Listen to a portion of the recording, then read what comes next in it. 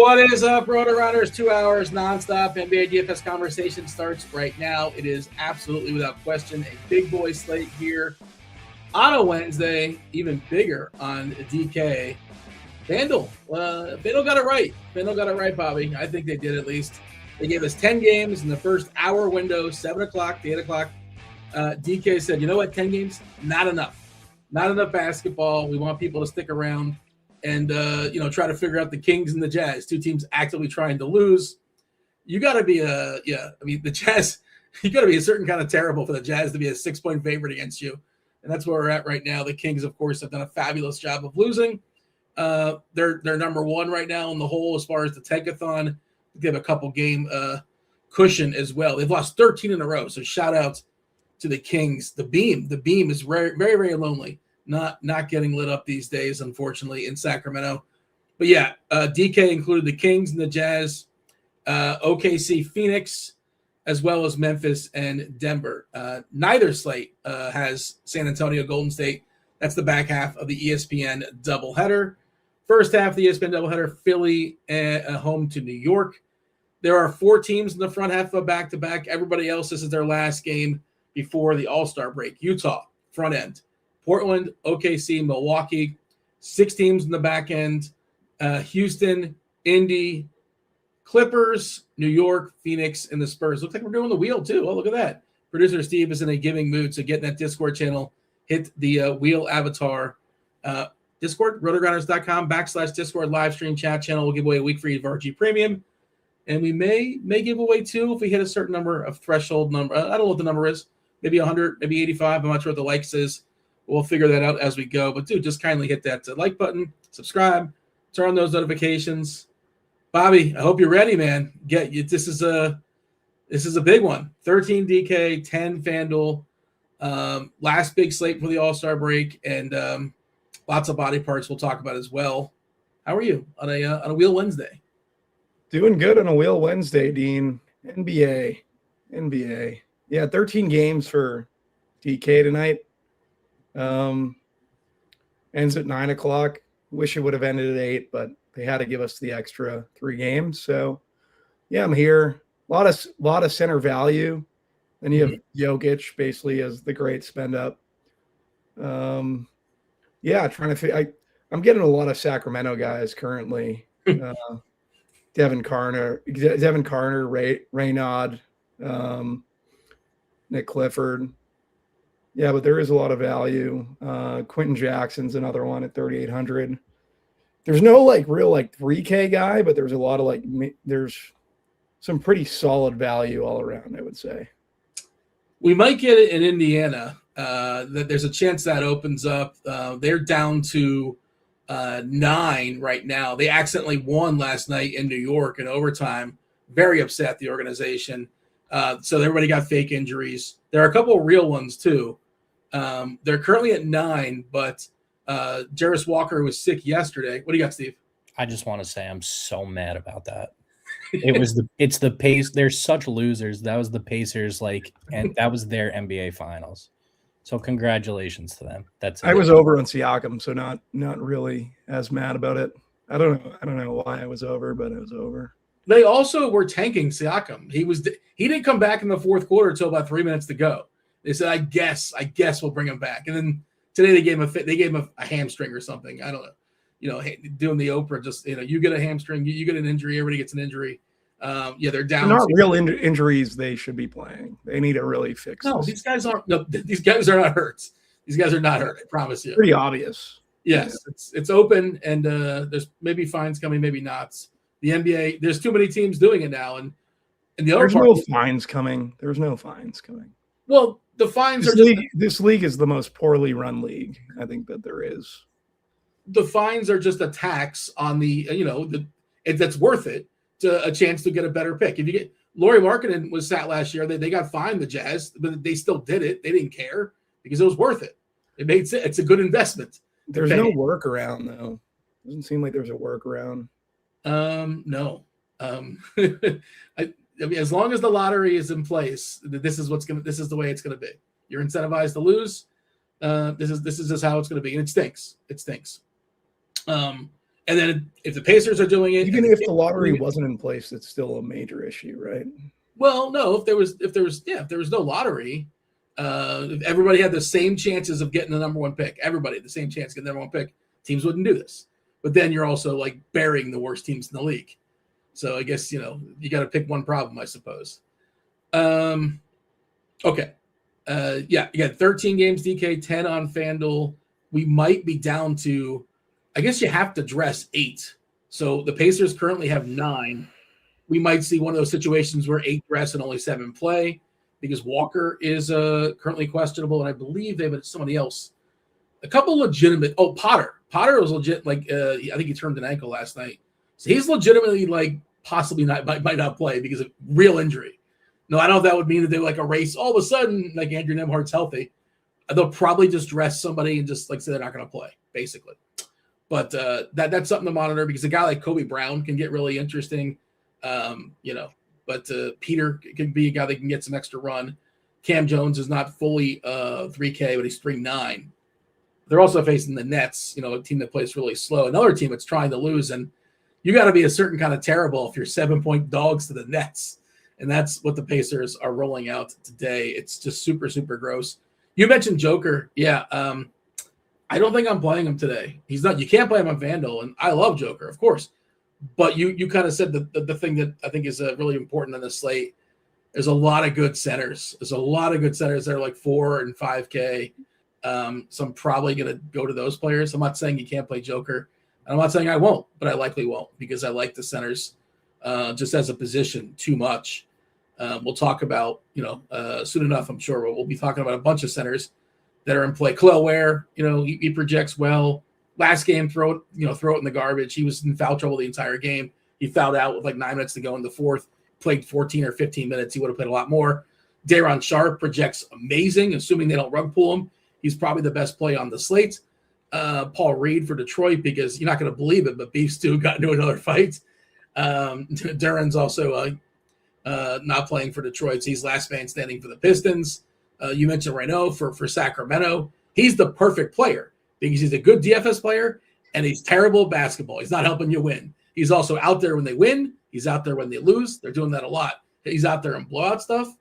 So I think Renault's a really interesting play as well. If Potter plays, he's good. And then, of course, you can spend up on Wemby or Joker or Bam. And Bam's not going to get played at all on DK. FanDuel, you can play him at power forward. He's got a better price. My argument to what basically you're saying is especially if you're only playing a couple teams in tournaments, the roster construction is pretty concise at the center position. We're paying up for Joker. It's a differentiated roster construction, just getting away from one of the two values. Whoever you're playing along with Sharp, I guess. Yeah, I see Don Yeezy in chat said you can easily get the Joker. Yeah, I agree. I absolutely agree. I don't feel good about not playing Joker, and I'm not advocating. I'm just saying that's what I'm likely to do. I feel a lot better about the cheapies and the spend-ups in the slate as a general thought, and that's the other part of it, is that I might just be forced in the Joker because you got to spend your money at some point, and I like some of the big spends. We'll talk about LaMelo. He's probably my favorite right now. If you want to stack that game up and Jalen Johnson goes, I think he's an interesting spend. It is the first game out the gate. We'll talk about that in a second. But, yeah, love Joker.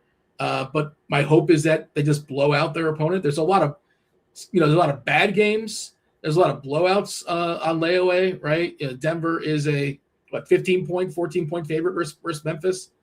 My hope is that maybe Denver just blows them out. And again, I still just might play Joker. We'll see. Stay tuned. I reserve the right to change my mind, but that's probably where I'm at right now. Anything you want to say as far as the slate on the whole, outside of center stuff, or shall we just dive in and we got to dig in? It's 13 games, Bobby. If we don't like a game, we can just full out say pass. This is gross. This is nonsense. Orlando, Milwaukee, pass. Right now, I have very little interest. We're gonna see. Yeah, Rollins is questionable. Is he questionable or out now? I'm not really sure, but that's definitely one of my least favorite games on the board as well. We'll mention it in passing. Rollins is still questionable. Even that, still probably doesn't open stuff up. That's very exciting. But we'll get there. We have our if-then stuff as well. First game, I did kind of tease it. One of my favorite games on the board is Atlanta and Charlotte. 234.5 is the total. This is two teams trying to win. I'll just say that. Like that now they're jockeying for like the 9-10 spot currently in the play-in nonsense. And I think Atlanta just has reservations. They it's like reserve parking for the play-in. Like it's Atlanta, Chicago, and Miami every single year. Charlotte's knocking on that door. They are 4-point favorites, and I think they would like to get in the play. I think they're actually legitimately trying to win a basketball game, which is not something you can say for all these teams playing tonight. The other half of that Detroit game was Charlotte, and because of that, Diabate got suspended. He's out. No Moose, and Bridges is out too. Kobe White not going to be with the team until, I guess, at least the All-Star break. We'll see. Stay tuned on that. We'll know this. If we don't know this, Crunch Time will know it, but big deal. Great barrier thief Dyson Daniels is questionable with an ankle. Jalen Johnson, really, really big one for Atlanta. He's got that knee, so he's questionable. Reese also questionable with his quad.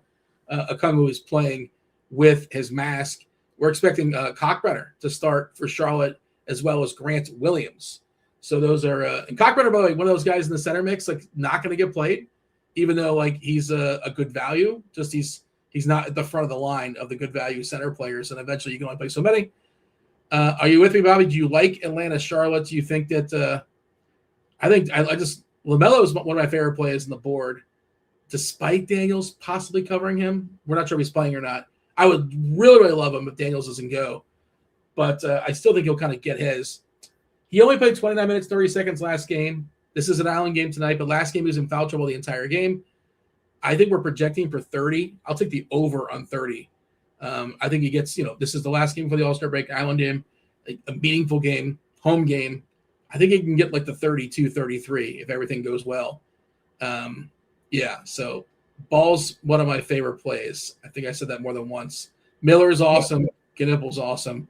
I really like the Hornets tonight. Yeah, the Hornets have been playing great offensive basketball. Ball at 8K, probably a little bit too cheap. So I feel like for cash games, a lot of people are going to find their way to LaMelo Ball. I like Ball a ton in the spot. Brandon Miller, I think, is also in play. 200 cheaper than Ball. Small forward eligibility. Don't mind him and how he's kind of coming to his own in this offense. Can make a similar case for Knipple at the shooting guard position. Jalen Johnson at 10-7, like if he's Q-tagged, he's out. I think it'd be a boost to the starters. On the Atlanta side, like I'm not really in love with too much. Like that price tag for Jalen Johnson at 10-7, like I would just rather find the extra money to get up to a stud like Joker, right? Like I'm not really too interested in playing Jalen Johnson. You made a good point on Cockbrenner at 4,900. He's in that price range of pretty much all these value centers. And like you said, he's not going to get played. So I think for tournaments, there's something there at least. Dyson Daniels, no, 6,600, but he's Q-tagged too, right? So we're on him. It's mainly the Charlotte side for me. And I think Ball is specifically the best play. I'm a little bit concerned of blowout if Johnson doesn't go, if Johnson and Daniels don't go, if Reese Shea, if all three of those guys are out, Atlanta's going to be super thin. And then Nas going to project awesome. McCollum will project really well. I wish McCollum could do a little bit more than score, but he could score like 30 actual points in the bucket. I think you're going to need more than that, though. Yeah. Late, so. Yeah. But not going to do everything. I think he's an awesome play. Like Neil Alexander-Walker a good bit as well. Yeah, especially if Dyson Daniels sits and you're removing the usage of Jalen Johnson.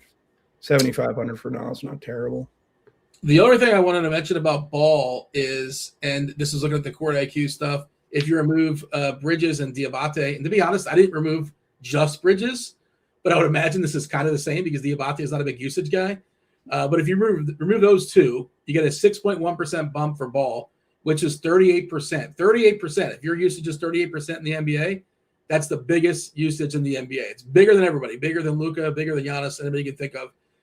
Under this scenario, he's getting 38%. And again, it's probably a Bridges thing and not a Diabate thing. But what do you have him for minutes? That's what I worry about, his minutes. Like, is he going to break 30 tonight? We're giving him 30. I would personally take the over on 30. I would take the under. I think he's going to play around 29. Okay, well, slide in the DMs, Bobby.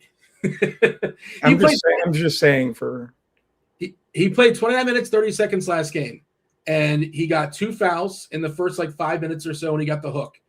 He got a 4th foul 4 minutes or so into the third, and he got benched again. So there was a couple minutes that he left on the table. How are you getting benched? Because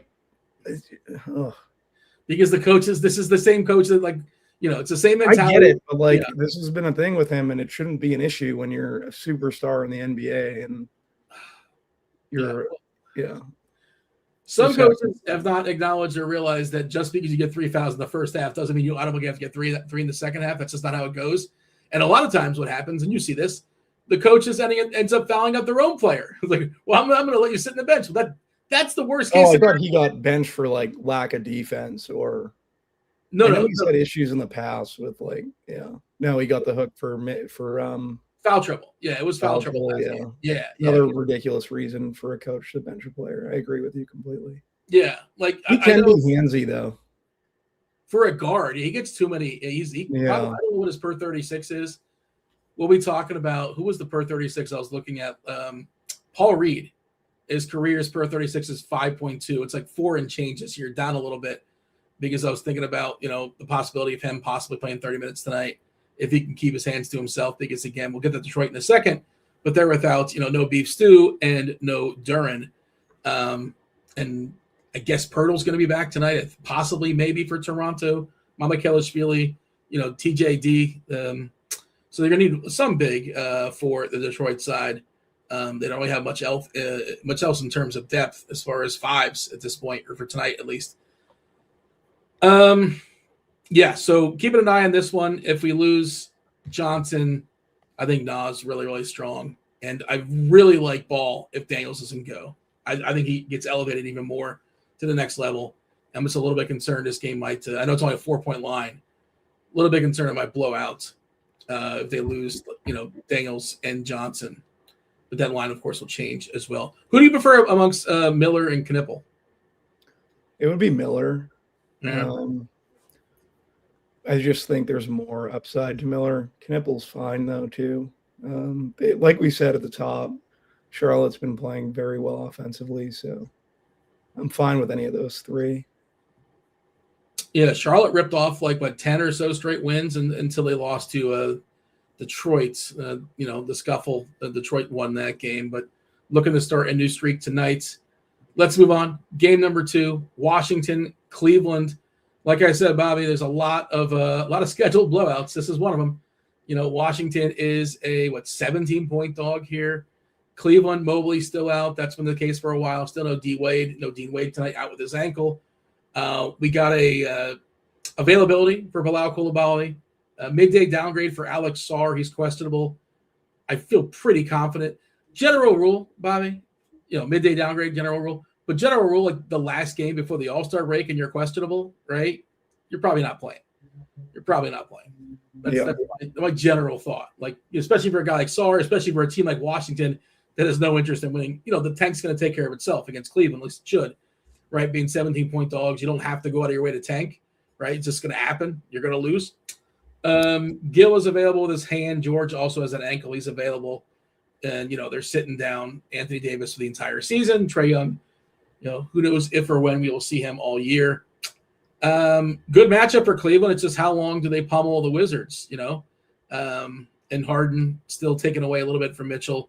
Harden, Mitchell, Allen's good against Sarr. I don't know how to handle this game. I think I'm probably going to skip it in the hopes it just blows out. I'm curious your take. Yeah, I'm interested in it. I think we're short a minute on Mitchell. I'd give him 34. Harden, I'd give 35. I just like the idea of basically the Harden to Jared Allen combination there. Jared Allen showed a ceiling in the game before Harden got there, and Jared Allen's another one. I just want to see. I think he's super interesting in terms of construction because people aren't going to really get to Allen. No. There's no way they're playing him. All the cheap centers or spend all the way up for Joker. He should see a boost, and with Harden, like they play that pick and roll game. So he's someone I definitely have interested getting overweight on in tournaments. I think he's a super interesting tournament play. Just if you're ahead of the Harden bump that Allen's going to get, I think Harden probably hurts Mitchell a little bit, right? Because he's so ball dominant. He's going to get his rebounds. He's going to get his assists, and it probably hurts Mitchell's ancillary stuff. I still think Mitchell can get there scoring wise, but I'm pretty sure like he would fall behind Harden and Allen for me in terms of these Cleveland guys. That's mainly it. Like, I don't want to parse through Washington stuff. Like, it seems pretty difficult trying to figure out like who I want to get. Do you have any idea on like the Washington? Like, is there any? It's all terrible. It's all terrible. It's all terrible. But if we lose Sarr, to consider. If you lose Sarr, Anthony Gill could be interesting. Otherwise, it's all terrible. How many minutes does Anthony Gill need though to make value on a 13-game slate? We are giving him under the assumption that Sarr is out. Now, that's not something that's official. I still kind of think it happens. We're giving him 27 minutes. And in 27 minutes, we're giving him a median projection of 23 DK, 23 FanDuel. Now, that's not a mega value, but it's a value. It's a positive play. But like, I think you're going to need more than that on the slate. I agree. Yeah. Yeah. If that's what he puts up, 23, it's not really going to hurt you necessarily, but that's not something I'm going to miss. I know you like to play the median stuff. I'm looking for ceilings, Dean. Well, no, I know. But I don't think the ceiling's there for Anthony Gill. I don't think so either. I don't think so. I'm almost definitely not. I don't like to speak in definitives, right? Because you never know. But I do not anticipate playing anybody in Washington. 101. Yeah, lock button. Like I don't like doing that. I do like individually. Like by the way, Allen, I'm sort of surprised the ownership he's getting. We're currently showing 18% on DK. I know 7K is a good price. That can't be right. And we're giving 26% on FanDuel. Now the difference on FanDuel is you can play him at power forward, and when you can play those extra centers at power forward on FanDuel, get away with it by all means. So I can see him being more played, power. Definitely a better FanDuel play, but from a DK tournament perspective, I just think but maybe that's what people will do is instead of getting all the way up to Joker, they'll go to Allen at 7K. Not that I think Allen has nearly the ceiling, but I think they're playing him at center. I mean, they're playing him at power forward. They're not going to play him at center on FanDuel. No, I'm talking on DK. Okay, yeah. What is our ownership? It's as of like 30 minutes ago or so. I mean, this stuff it's fluid. Nothing's really updated yet around the industry, I don't think. So we currently have Potter, but he's power forward. We got Sharp at 43%. I think it might be higher than that, to be honest. He projects so good. Joker 27. Seems like a horrible tournament play for what it's worth. So we'll get there, but the best argument against him is Brooklyn rug pulling him. But they haven't really done that a heck of a lot. They kind of foul trouble. You could use that argument. Sharp will get in foul trouble, and then but who's going to get him in foul trouble on the Pacers, right? Like literally no one grabbing a rebound, like fighting with Jay Huff or something like that. There's nobody really driving to the basket in this team, right? I mean, this Pacers team. We'll talk about it. It is. This is like what you see the last week of the season, not with 25 games left to go. It's so bad. We'll talk about that. 25 games left. Oh my! I rounded down. It's like 27, depending on we're only at 38 likes, by the way. We got to get more to get to give away a week free of RG Premium with that wheel. Get that Discord channel. Hit the wheel button, the avatar, if you will. Producer Steve has got it posted there. If you can't find him, it's Steve in pink, so you can. Someone hit it for me because I can't do it when I'm on the show because I'm not. I don't. You don't have premium? You don't have RG Premium? No, I have it. I got to go to YouTube and hit the like button. No, that you don't. Yeah. We don't need to help people out with that. What do you got, Steve? Yes, we do. Yeah, he just said we have 220 watching, and if they don't get there, they don't get there, and it's on them. You're getting some good content from Dean. I'm just winging it. Let's move on. There's 13 games. Well, Milwaukee, Orlando, 220.5 is the total in this game. You kind of already let the. This is the wing game, right? Can we wing this? Like, throw this out. It's, of course, this is the game that goes double overtime. Magic are 10-point favorites versus the Bucks. 220.5 is the total. This is the last of the 7:00 games. Milwaukee and Antetokounmpo, of course, is still out. Pete Nance is questionable. Ryan Rollins is questionable with the foot. Orlando is fully 100% healthy. Do we have something for Rollins if Rollins is out?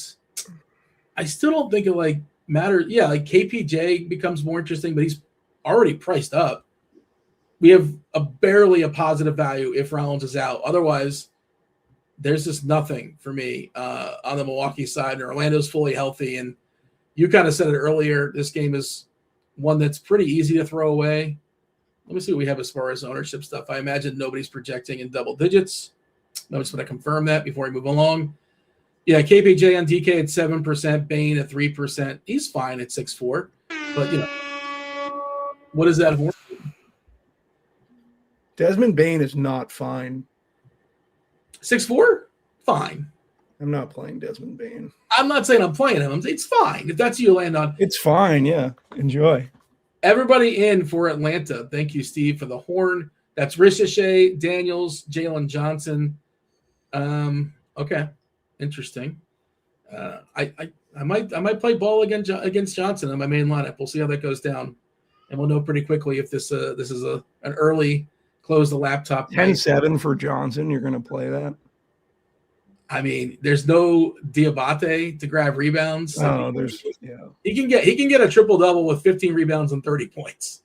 Like you've seen his upside before, right? Like I have. That's fine. Yeah. That tag just annoys me every time I see it. What do you mean? You think he's too expensive? Because I always think he's too expensive. Yeah. I don't disagree. I think it's justified. I don't necessarily love picking on. So you Charlotte. do disagree? You think it's justified? Yeah. Wait, did I say that wrong? I'm not sure. I'm willing to pay 10-7, and I have the funds for it. I trust you, so maybe I'll change my tune there. I think he's especially in a run back. I really like. Yeah, if you're correlating the game, yeah. Yeah, I'm not going to play Johnson just a la carte. I'm going to play him with at least one Hornet, possibly two. So Milwaukee, Orlando, we're just throwing it in the garbage, right? Nothing. Like KPJ, you hit on Bane. I wouldn't do Bane. I'm really not interested in any of these guys. So, We got our buddy Tim in the chat says point for Bobby. I guess I did botch that. I did not speak correctly. My apologies. New York and Philly. Yeah, KBJ's. Someone made a comment in chat. I can't really read the name, but KBJ is a couple hundred too cheap with Giannis and Rollins out. I just think for this game environment on a 13 game slate, like I'm only making I think 17 lineups. I don't know if I'm gonna get, but in larger field stuff and more teams, obviously you can get there. Just want to be clear, Rollins is not out. He's questionable. So if Rollins is out, then KPJ enters the conversation as a playable play, but also still it's all kind of baked in, especially on FanDuel where he's almost 9K over there. He's 8-9. Ryan Rollins listed as out Wednesday. Did that just happen? Yep. Oh boy, is this point Bobby? This just happened though, right? It must have just happened. I seen it prior. That's why I didn't know why you. 20 seconds ago, it just happened. Just happened. Pete Nance is in. Okay, I'm like, wait a second. I was staring at the injury report. I had the most updated injury report. So did whoever posted that. Like he posted it at 5:30, right? Or came out at 5:30. No, they must have just typed it as it was coming out because that's it probably is the 5:30 injury report from Milwaukee. It was just updated, I would imagine. Okoro out, Jalen Smith out, Trey Jones out, Josh Giddey out. Okay. We'll talk about the Bulls. They're opening it up for the Anthony Simons revenge game. Bob, you got to tell me how vengeful. It's like 35 guards. Figure it out. It's the dumbest rotation. They're all getting minutes. We'll get there. Let's talk about New York and Philly. This is the first half of the ESPN doubleheader, 224.5. That's the total. New York on the back end of a back-to-back after their embarrassing loss to the tanking Pacers last night. They're traveling as well. Not too far, but, back half of a back-to-back, and they are traveling as far as who's in and who's out. Let me just get the most updated injury reports. Embiid is questionable, right? He's got to play. That's on ESPN. He's well rested. He sat out last game. I'd be shocked if Embiid does not play this game, but he's officially questionable. Paul George is still out with a suspension. That's going to be a while. Oubre is available with his knee. Barlow, he had the fish, so he's questionable. New York, OG. No OGs. He's got a toe, his right toe, so he cannot play basketball with the toe. And then Miles McBride is still out with a pelvic issue. How are you feeling about New York and Philly? Yeah, not the greatest either. I know it's a tight spread. Embiid, if he is playing, I think he's someone you can be over on at 9-9. And from basically how everyone's kind of playing their roster tonight in terms of roster construction, it's another different example of a differentiated roster. So I don't hate Embiid. Towns, same like analysis there. It was more a Brunson game last night. Towns versus Embiid. They could get thrown out. Don't they have beef? I feel like they have beef. It's like 50 Ja Rule beef, right? I don't know if it's at that level. I'm not sure, but maybe Steve can tell us. What did Towns? They've had some entanglements in the past, right? I was going to say Joker and Embiid, but the beef there is just that Embiid keeps ducking him. He just doesn't play against Joker, and he's always got a different reason why. Is there beef here, Steve, between Cat and Embiid? I'm not sure if I recall if this is a thing or not. I have no idea, actually. There was a while ago. Yeah, it must have been when he was on the Wolves. Yeah, it was when he was on the Wolves. Okay. Nobody's playing Embiid, by the way. We're talking about, spending up for Joker. I don't think people are stopping at, again, if you're going to spend all the way up for Joker, or you're going to stop at maybe Allen at a midway point. Otherwise, you're playing the 5K centers and players of that sort. I'm trying to see where we have our ownership stuff for New York and Philly. Yeah. 4% Embiid, 4% Brunson, 1%, 2% Maxey, Cat at 1%. Like, these guys are just not going to get played. I wish Embiid would have sat because I would have loved to play Maxey. He still might, but I'd be shocked if he does. Yeah. I was interested in Maxey earlier in the day. What about VJ Edgecombe, 6,600? He's been kind of bad lately, but he's been up and down, right? This season, he was really, really good to start the year. He's had those games where a couple of games ago, he played 39 minutes, 40 minutes. We've seen him get pushed for a lot of minutes sometimes this year. And last game was that blowout, so he only played 33. So he probably plays a bunch of minutes. I haven't got there. We're probably projecting 35 or so. Let's see where we have his minute projection. 37. Yeah, 39 on Maxey, 37 Edgecombe, 37 Oubre. Really, really tight rotation for Philly expected. Just it's kind of like it's all sort of baked into the price. I'm not there, but I'm not saying you can't do it. I wouldn't necessarily cross it out. But it's not for me. Do not anticipate that. I don't think it's for me either. I will say this game's going to be very low owned. And for whatever reason, game environments when the Knicks play usually pretty good. So I don't mind taking a shot on a low owned Embiid. I don't know, between Towns and Brunson. I would prefer Towns. Brunson probably has a tougher matchup, right? I would imagine. There's not much here. You got the Shamet revenge game. Get excited about that. We can scoot along. Detroit, Toronto, 222.5. That's the total. Toronto is a 2-point favorite here. CMB is out for Toronto. Hurdle is questionable to return to competition, reconditioning. I don't know. Why would they? If he plays, he's not going to play a heck of a lot, I wouldn't imagine. And we talked about it before. Detroit, Duren is out, suspended. Beef Stew, Isaiah Stewart is out, suspended. Ronald Holland also not available for personal reasons. Yeah, so Paul Reed is one of those centers that looks really, really good. That's pretty cheap, and the path is clear. You know, we talked about the lack of bigs. We're currently giving him 29 minutes, 5-5 on DK, center only.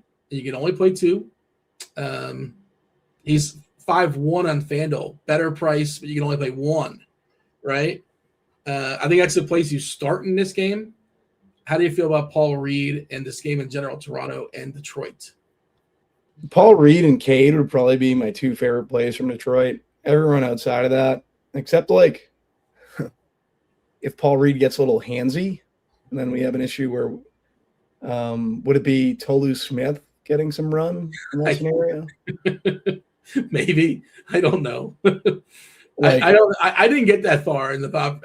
I just figure if he gets in trouble handsy wise, that like one of the other centers that are like 4 or 5K are going to be better. I think. Yeah. So you wouldn't need. Yeah, I'm just saying. Just thinking through it. Yeah. That's kind of my thought process. I haven't gone to like what's the next center in line because there's other contenders that are close. Yeah, I think we're a little hot on Cade's minutes. I have him for 36. I think we have him at 37. Yeah, and he plays a bunch, but still plays a good bit of minutes. I don't know. This is really like. I wonder about Paul Reed and Day'Ron Sharpe together. It's making me a little skeptical. I like Sharpe more. If you're going to ask me, to be dangerous. Yeah, I like Sharpe more for sure. But the field does as well. Yeah, and then on the Toronto side, like I don't really see a lot of plays that I like. RJ Barrett would probably be the one that I think I would get to. Mind you, I'm only playing 17 teams, right? So not getting a lot of RJ Barrett, but have like 2 teams with him currently. I don't know if you see anything. Sandro Mamasvili, maybe 5,400. I mean, he's not helped with Pirtle likely coming back here. Or I shouldn't say likely. Pirtle's questionable. Yeah, he's hurt by Pirtle. Yeah. What do we give? We're giving Pirtle 16 minutes, right?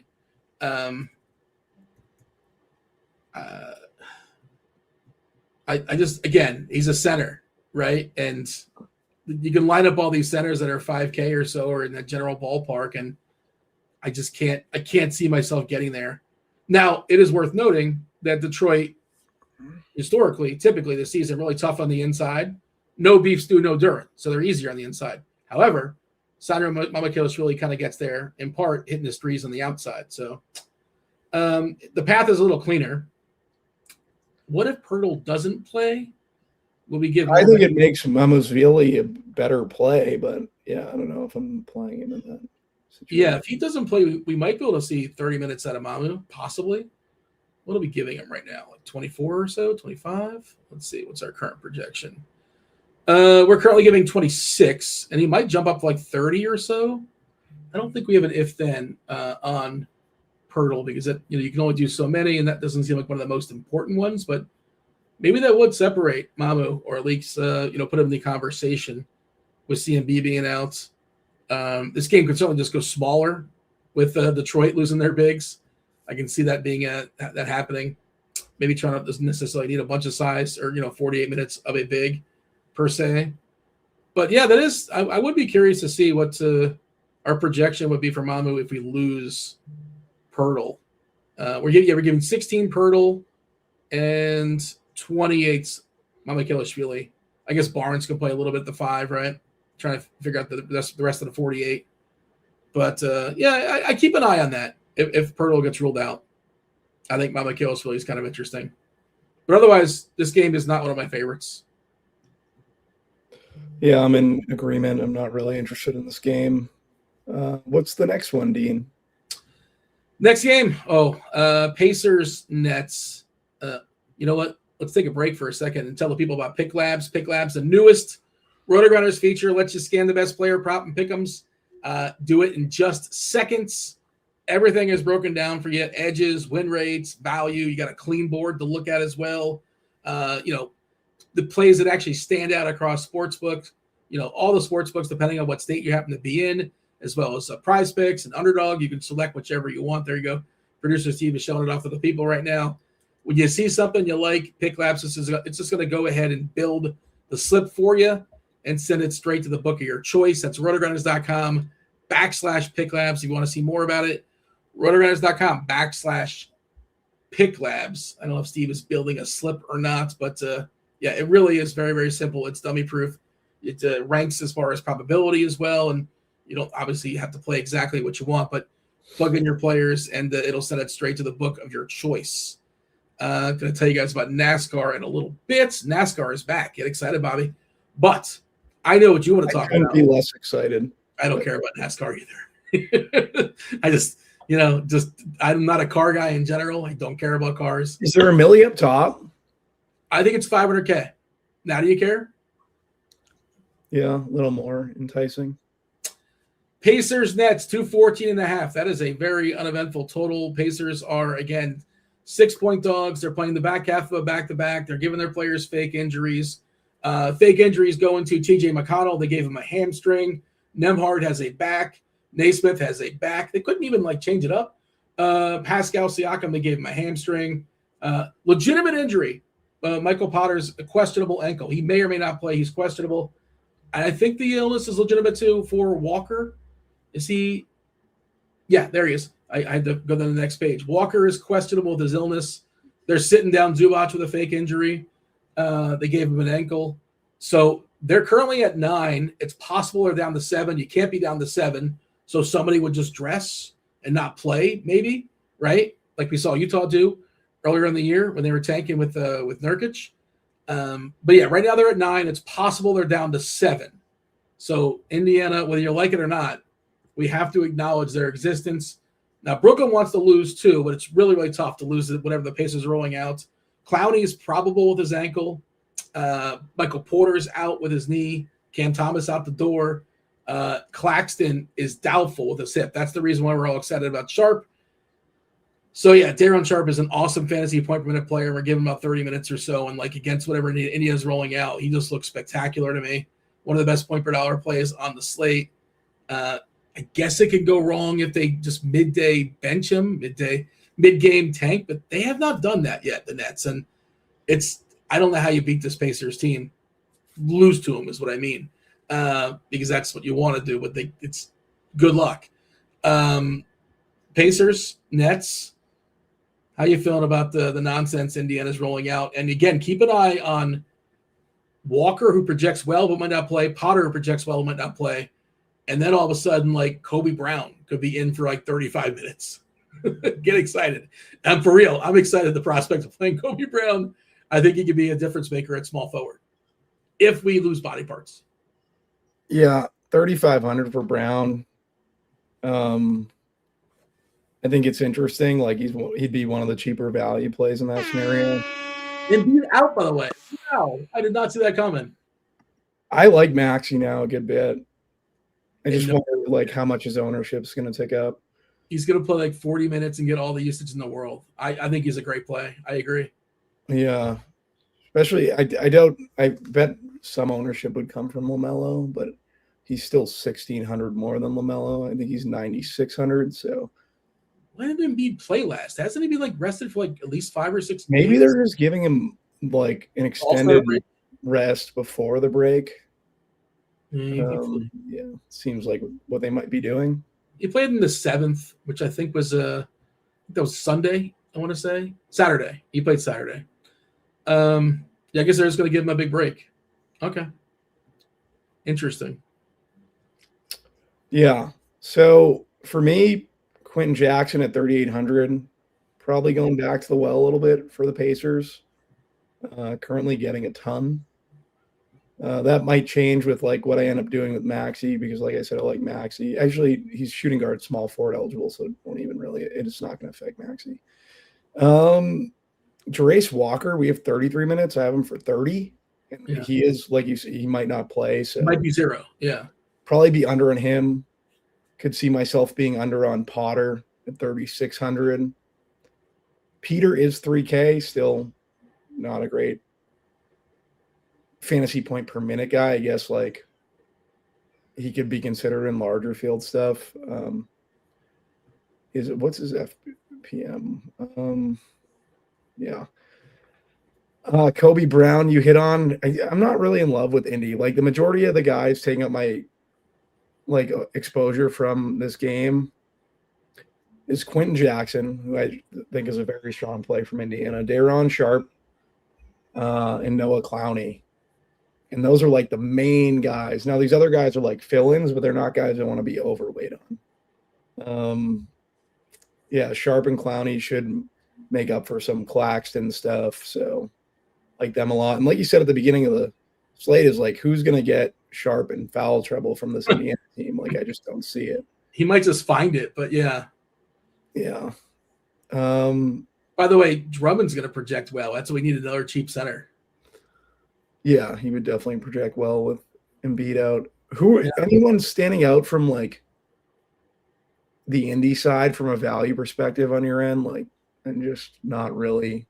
I don't think there's a lot of guys, but I just don't think any of them are great outside of Quentin Jackson. If Potter plays, I like Potter. Again, he legitimately like turned his ankle last night. If Walker plays, I think he's interesting. I do want to see him starting. I mean, I don't know if he would play if he's like gutting it out through an illness.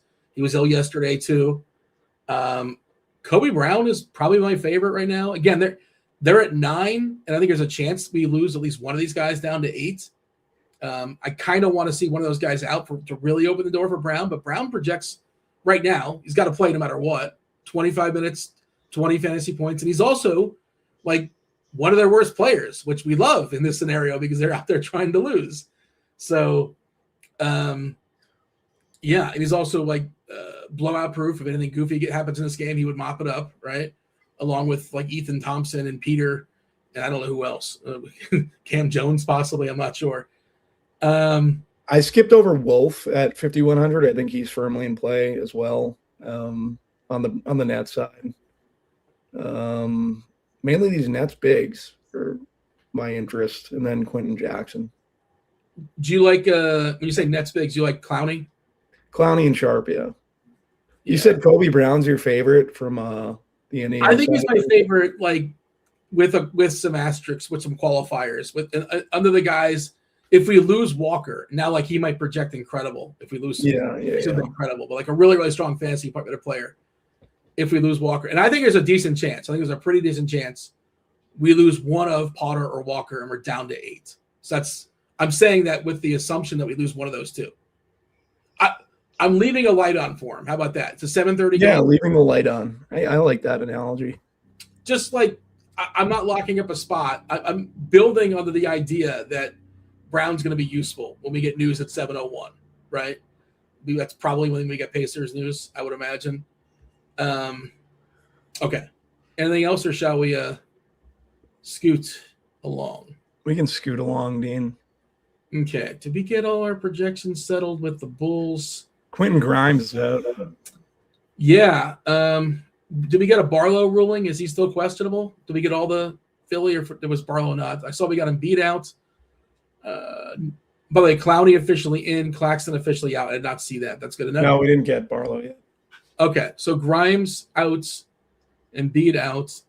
If Barlow's out, that would really solidify Drummond, I imagine. But we're currently projecting them to start alongside each other. Maxey, Edgecombe, Oubre, Barlow, and Drummond. We'll circle back and see how projections feel about that. Okay, Boston, Chicago, double revenge game, double first blood revenge game. Vukovic against the Bulls, and Anthony Simon's really angry that he only got to play in Boston for a couple months. I don't know. You tell me. Is he upset? I think he kind of knew, right? It was like I think everyone kind of knew.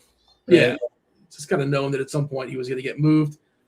Okay, who's in? Who's out? Let me get the updated injury report because we did get all that news confirming stuff for Chicago. All right. Zach Collins out. Giddey's officially out. Jones is out. Okoro out. Jalen Smith is out. Boston fully healthy, right? Kata's in, available. Sam Hauser's available. The only players of note, I guess, Jason Tatum is out. But yeah, Boston is fully healthy. Boston, the Bulls are missing some pieces. But prices have kind of adjusted for Chicago. Simons is up to 6K now on DK. They are thin. They're down to 10. Sexton being and Dillingham being the guards off the bench. Boston Bulls, what do you got? Yeah, Jaylen Brown's my favorite play from this game, and it's pretty much like the main guy. You could play some Derek White, but I'm not really interested in White. It's definitely more Jaylen. And nobody else really on the Boston side I have interest in. On the Bulls side, Colin Sexton, I know he's coming off the bench, but 5,100 for Sexton. It's a matter of like the Russian roulette you're playing with these Bulls guards. Like, who's the guy? I think I'd prefer Sexton for the 1,000 in terms of savings from Anthony Simons and Fernie Simons. Sorry. You don't think they give Simons like an extra minute or two just because? Do you think they really care about this situation? Maybe. Well, the counterpoint is, and we talked about this the other day, not me and you, but Sexton's not a guy the Bulls should be developing, right? He just kind of is what he is. But he's playing a lot of minutes. He's playing 32 and 29 off the bench. So he's in that rotation pretty heavily. Simons is getting run too, but now he's 6'1". But he's playing minutes in the 30s as well for Chicago. He does seem like the kind of guy that's going to be firing away, but that's always what he is, right? He's just always firing away. So what's different? Yeah, in tournaments, it's fine. Like, you could play Vooch in tournaments. I'm not going to. 7,300. I'd rather go to Jared Allen at 7K. There's not really many play. This is another game. What about Rob Dillingham at 3,900? What do you have for Dillingham's minutes? We need a different slate, I think. I mean, he projects okay. Looks like Barlow's in, by the way. Barlow in for Philly. We're giving Dillingham 21 minutes with a 20-point projection. Yeah, it's just tough. It's just tough on this slate. Yeah. I keep an eye on him. Like, put him in your back pocket for slates going forward on smaller slates that have less value. I just don't see. I don't see myself getting there tonight. But if you're running I wouldn't dare playing him on a million maker team. But if you're playing in a contest that's 40% up pop, whatever it is, he's the kind of player that might help you out. If you're going all or nothing. With my one team, I will not be doing that. Yeah, I can't see it. But I reserve the right to change my mind, Dean. I do too. You never really know. Okay, let's move along. Portland, Minnesota. This is another game that I don't like this one. You keep picking like these games that I just have no interest in, like the last 5 games. Well, maybe that's a good thing, though. You think I'm picking these games like out of a hat? The order you're going in. Like, I can literally name one player from this game I'm interested in playing. Well, I guess Julius Randle, if Edwards were to sit, I'd have a ton of interest in at 8,200. I think he'd become a really good play. I like Edwards at 97. But there's not much. Again, there's really not a ton. Bones Highland at 4,500. I think he'd be interested. He'd be pretty interesting if Edwards were to sit. We have an if-then set up for it, so I'll tell you what we have. Tell me what is Jaden. Does Jaden McDaniels get a bump? He's at 6,300 though. Highland would definitely be someone I'd. Okay, so Highland and Randall would be great, I think. So Dosunmu projects really well if we lose Ants. He would project for 33 minutes, 35 DK as a median. That's FanDuel as well. Randall, 36 minutes, about 45 DK, 43 FanDuel. Nas, 30 minutes, 34 DK, 34 FanDuel. That's fine. But yeah. I think it's Dosunmu and Randall. You mentioned Bones. Bones, 24 minutes, about 23 as a median score. The price has adjusted on him. He's playing well. He's fit in pretty well. And DiVincenzo also probably not cheap enough to take advantage of it, but in the pool, I guess. But really, Dosunmu is the guy that's jumping off the page the most for our projections for if-then. I didn't set the game. 236.5 is the total. Minnesota is a 6.5-point favorite. Again, the big one is that Ant is questionable. Otherwise, Minnesota fully healthy. Portland, they're really healthy too. Avdia is off the injury report, probably not playing full minutes. I don't like anybody on Portland. I don't think projections do either. I'm checking now. No, literally no one. Denny, I will say, I always have a soft spot for Denny. So, yeah. But we're giving him 30 minutes. Like he's not going to get full minutes. They're asking for mostly full price or basically full price. So I think he's unplayable. That's my thing. I'm in agreement, but yeah. Yeah, Portland is just a full-on cross out. And Minnesota's probably not a team I'm playing unless Ant's out, and then all of a sudden I'll be interested. The Sumo is 5.8 on DK. What's his FanDuel price? One of the rosters that just say I hate rostering AO. He's 5.3 on FanDuel. That's a really good play if they lose Edwards. I think you got to play him on FanDuel. It's probably a good play either way, but I don't know. Bones at 4.5. I know the price is kind of caught up, but I like the way Bones plays. Get excited. NASCAR season. NASCAR projections are live for the 2026 season, including projections from RotoDoc and Stevie TPFL. You'll get access to articles and videos on RotoGrinders breaking down each race.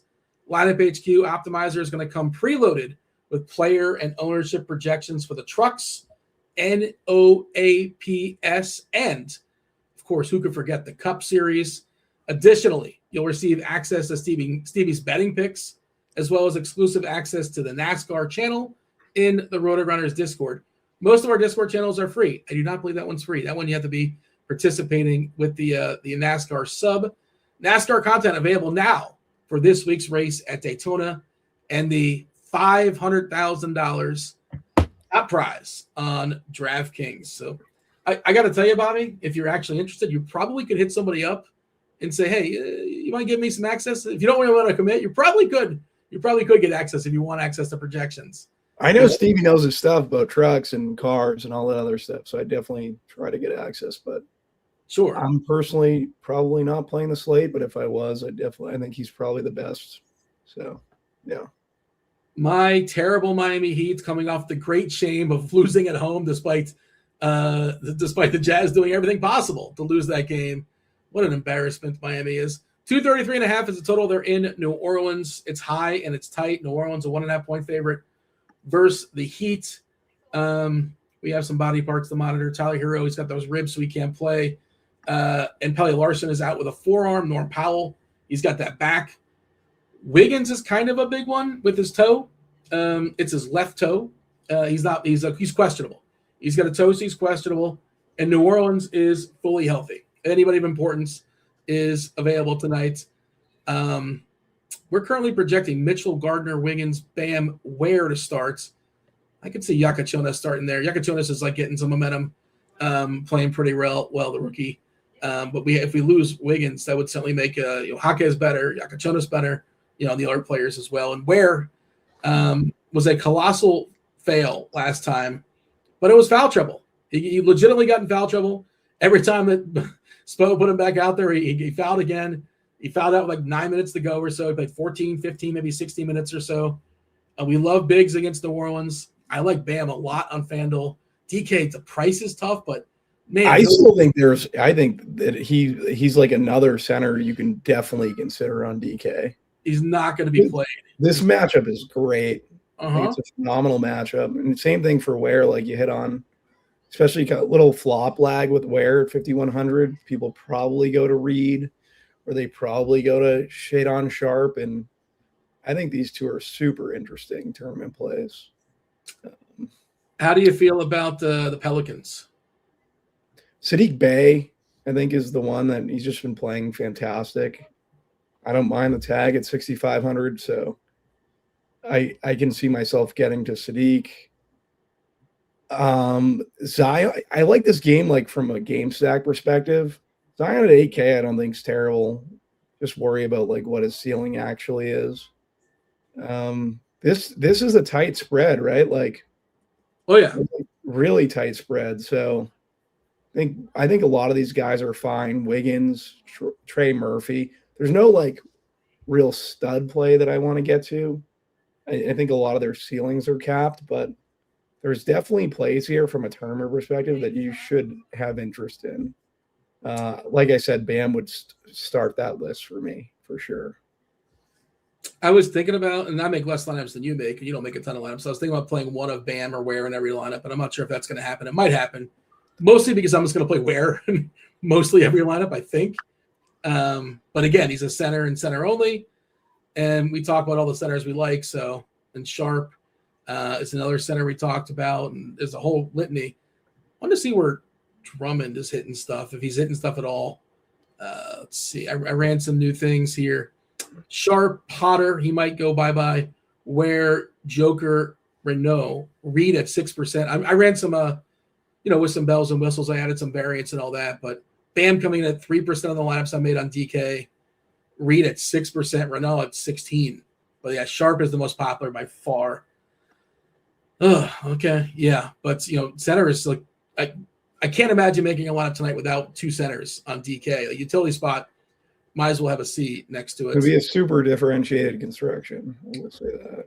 That's a good point. Yeah, that's a way to be different. I don't know if it's the right way to be different, but I'm not advising it. Yeah, but it is definitely a way to be different. So, Bobby, don't get mad at me. I'm going to throw another game at you. I'm just going by the list. It's just going by time, You probably don't like this one. Maybe you do. Oh, are we spinning the wheel? We're doing the wheel now. Do the wheel. Bang the wheel up. I think we got to 100, so we're going to spin it twice. Feel free to confirm, Steve. Is that correct? Well, it's spinning. That is correct. No wheel music. We don't need music.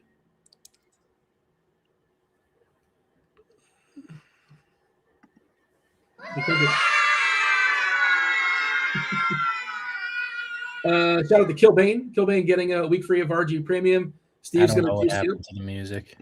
Yeah. Okay. Yeah. It is a little awkward with no music. I guess we got to talk. Yeah. Bobby, you're restraining I know you want to dance, but there's no music. We can't dance, unfortunately. I would like to dance. Yeah. It's unfortunate. No music. Definitely not really. No, we don't. No, I was saying it yesterday. Dean's been hosting the show since 2011. J3 and come right up his tailpipe, Yeah, well, here comes the conspiracy theories because we want Dean was the second winner for a week free of RG Premium. I thought we rigged the wheel, but maybe we have to go back and for some repairs. But yeah, producer Steve's going to juice you up with a week free of RG Premium. We typically, well, I wouldn't say typically, but sometimes we play this on Wednesdays, give away some premium. We spin the wheel, but let's get back to the slate. Bobby, don't be mad at me. No, I know. It's Houston and LA's. It was so much fun last night. We're running it back. 211.5 is a total. Rockets are 9-point favorites here. Again, 211 total. Who's excited about that?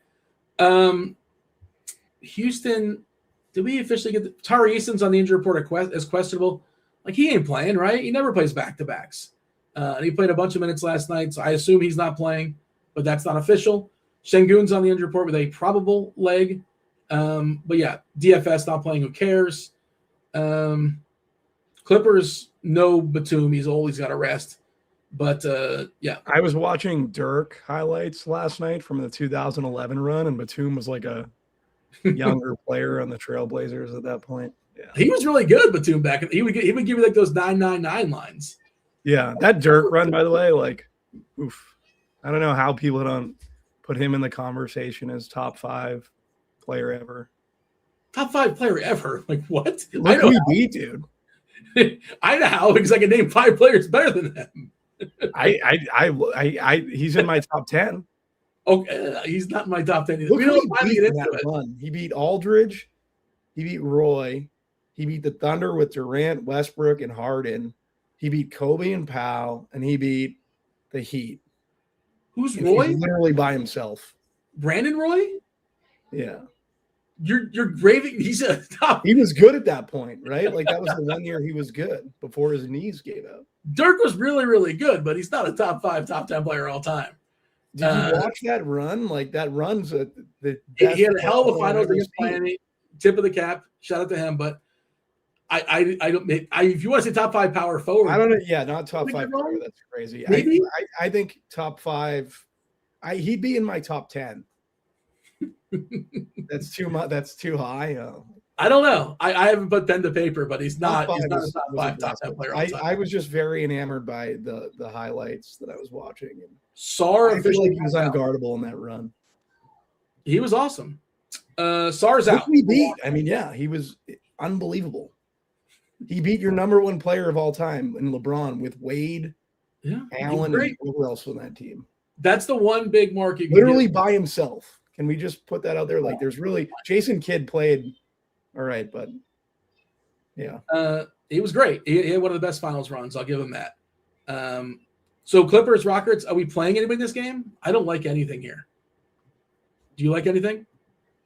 Clippers, Rockets, like Kawhi's been so good. He'd be tough to leave out of my player pool if I was playing 150. Benedict Mathurin, like if we knew what his minutes and ceiling were going to be in this new rotation, like I'd probably like him in 150, but I'm not really getting there either. There's no one really that stands out. There's no one. It's really just Kawhi. Yeah, Kawhi for me, and that's it. Oh, that's the end. That is the end of the FanDuel slates. DK, we got the Kings and the Jazz. 230.5 is the total. 6-point favorite, the Jazz. I mean, you got to be some kind of terrible to be 6-point dogs. 6-point dogs to the Jazz. And the Kings, turns out, they are some kind of terrible. Who they resting here? Well, they're resting a bunch of people. No DeAndre Hunter, no Levine, no Monk, no Murray, no Sabonis, no Russ Westbrook, no good players. I guess DeRozan, he might not play the entire game. Markkanen might not play the entire game for Utah. He's officially in currently. He was out yesterday. Remember they said he was resting? And then oh, wait, no, he's going to play. Maybe the NBA made a call. I have no idea. But supposedly he's back. We'll see. I would not be shocked if there's more shenanigans to come here. But it's going to be hard to out-tank the Kings because they only have 10 right now. And these guys are terrible. Devin Carter projects really well because, they got to play 240 minutes, and he's expected to play a fair bit. I think Maxime Renaud is really interesting. Problem is he's a center, but he's great for this game because good fantasy player and terrible as far as, actually playing basketball and helping your team win, which is perfect for the Kings. Filipowski on the other side does the same thing. If something goofy happens with Nurkic, Filipowski can be a really interesting play. But I don't know how you project Markkanen and Triple J to play in the fourth quarter here, so I don't know how you play them. Kings, Jazz, what do you got? It's mainly all the Kings for me. Devin Carter, point guard, shooting guard eligibility, maybe the top play on the slate, 4,500. I think he's super strong.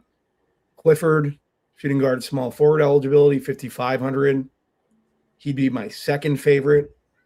Maxim Reynaud at the center position. He's just another one of these value centers in the 5K range that I think you definitely should look to, especially versus Utah. All these players are just going to be bumped up because of the matchup. Precious at power forward, 4,200, I think is somewhat interesting. Dylan Cardwell, he's another one. Power forward center. I think the Kings value is great tonight on DK. Run back options, really not many. I really don't have any interest in getting to any of these Sacramento guys, especially because I can't really, if they're going to blow out, then like you said, Markkanen's going to not be, or if they basically decide they're going to tank, then no Markkanen, you lose Nurkic probably. Isaiah Collier would be the one. He's just been playing a boatload of minutes. Who I'd like, but 7,800 for Collier is expensive for me. So yeah, it's mainly the Kings, and it's all the Kings. Your favorite King is who? Devin Carter. Yeah, I think he's probably mine as well. I think he might be the best play in the slate. Okay. If Renaud wasn't, if I could throw him a power forward, there's too many centers I want to play. I want to play Renaud, but he's blowout proof. Doesn't matter what the score is. He's going to get a lot of run. OKC and the Suns, 213.5 is the total. The Suns are 9-point dogs here. We give a downgrade to Booker. Booker's questionable. Jalen Green, back half of a back-to-back. He's questionable as well. Grayson Allen also out. OKC, I think they're in the front half too, if I'm not mistaken. Yeah, I'm pretty sure they play tomorrow. Phoenix on the back end. OKC on the front end. SJ, of course, is out. Mitchell is out. This is a weird game, man. Even if Booker doesn't play, Gillespie's already kind of priced up. Goodwin's already kind of priced up.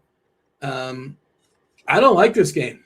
Do you like it? Fantastic catch me up game. Fantastic. Do you like anything here? No.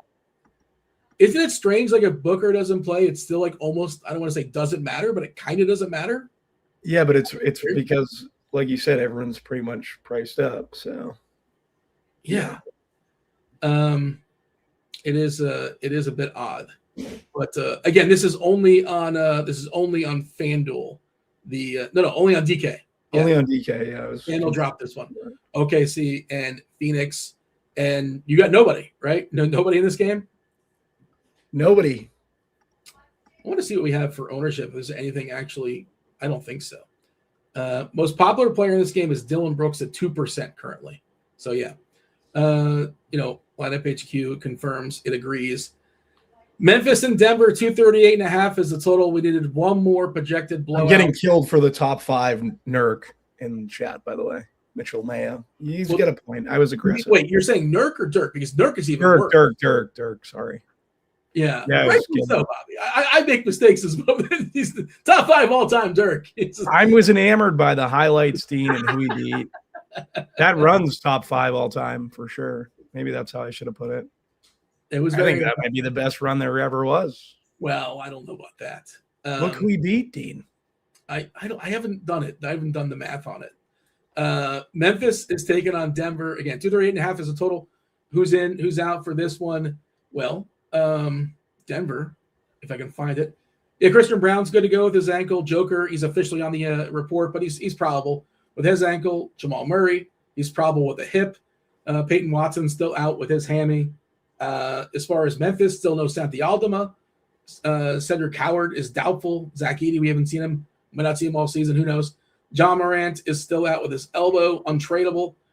Brandon Clark is out. Walter Clayton, newly acquired Walter Clayton, also doubtful. I don't know if they're going to change Ty Jerome's minutes, and as long as they don't change his minutes, I don't think you can play him. I know he's had some incredible games and small samples and, playing out of his mind, but this is another game, or it's Joker, right? We have all these cheap centers. Very easy to get Joker if you want Joker. Are you prioritizing Joker is the question, because, again, centers is the story of this slate. Yeah. I'm distracted by chat because I'm getting killed again for the Collier thing. He's not too much. He's playing a ton of minutes. My fault. Yeah. I wish we could send people links and just be like, here, you want to get in and break this down? I think you're saying watch this Dirk clip. Like this is why. No. It would just be interesting. Yeah. What were we? We're at Denver and this is the last game of the DK. Joker, obviously, just to be it's a differentiated construction, paying up 12-2. I don't mind doing it. There is low potential, but the ceiling is going to be phenomenal.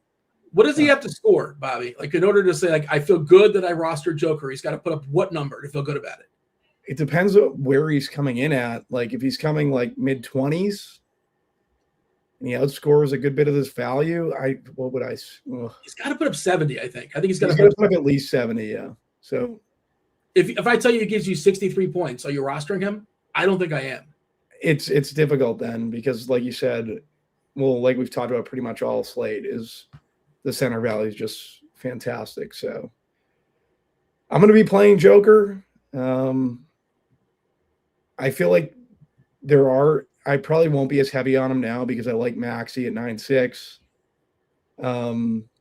So I can kind of, with him beat out, I don't know, the construction's probably a little bit different. People want to play for LaMelo at 8 and kind of like Maxey in between Joker and LaMelo. Yeah, can't off on a tangent, but Jamal Murray, 8,900. Don't mind him. I do worry about the blowout potential in this game. And if I had to pick between Joker and Murray, it would definitely be Jokic. Who else? So Noah Clowney just got ruled out because, good luck, Brooklyn. You're trying your best. I got a tip of the cap. You can't out-tank the Pacers tonight, but they're trying. They're sitting at Clowney now, which, by the way, one more big, just kind of clear the way for Sharp. Yeah, that's, man, Clowney's gone. He was probable officially. So no Claxton, no Clowney. Sharp is so good until he gets his 2 fouls in the first. He gets his 2 fouls early and it's good night. Yeah. Now Sharp's easily the best play in the slate. Yeah. I liked Carter before that. Carter? Yeah, Devin Carter. Okay. Oh yeah, you said yeah. I was thinking like for Sacramento. Yeah. Yeah. Now it's a lot of Day'Ron Sharpe for sure. Mm-hmm. I mean, it already was. You can't roster him twice, but yeah. I mean, I'm trying to think who else they have that's got some height and some length and some girth. Jalen Wilson. There's not much. Yeah. Oh, Wolf is there. Wolf becomes a better play, right? Yeah. Wolf was already pretty good. So like, yeah. The other thing is like he's power forward, center eligible too. So he's a big boy. He's 6'11", Wolf. So he could play some small ball. I shouldn't say small ball, but I don't really think of him as a center. He's more of kind of like a big wing. But he'll definitely play some 5. Again, though, they have other pieces to play with and they can screw around, but I just don't think they can out-tank the Pacers. They're trying. Good for them. But this is a tough team to tank against right now with what the Pacers are rolling out, which may be 7. It could be 7. We're still waiting for Pacers news. I need plums. Who are you feeling the plums before we segue to crunch time? It's just one plum, right? I'm going to go Tyrese Maxey. I really like Maxey tonight. I love him as a potential separator. Yeah. Yeah, 9,600 for Maxey. His ownership's definitely gone up with him beat out, but versus these Knicks too, like Knicks always play really good games. Environment's always great. So Maxey for 9,600 would be my plums play of the night. No OG, one of the better defenders. He's not in the court as well. Yeah, you're removing OG, so I really like Maxey. I love the Maxey another qualifier for Maxey. I want to say LaMelo, but I don't know if he's going to get pushed down a little bit. We'll see how the ownership stuff shakes out.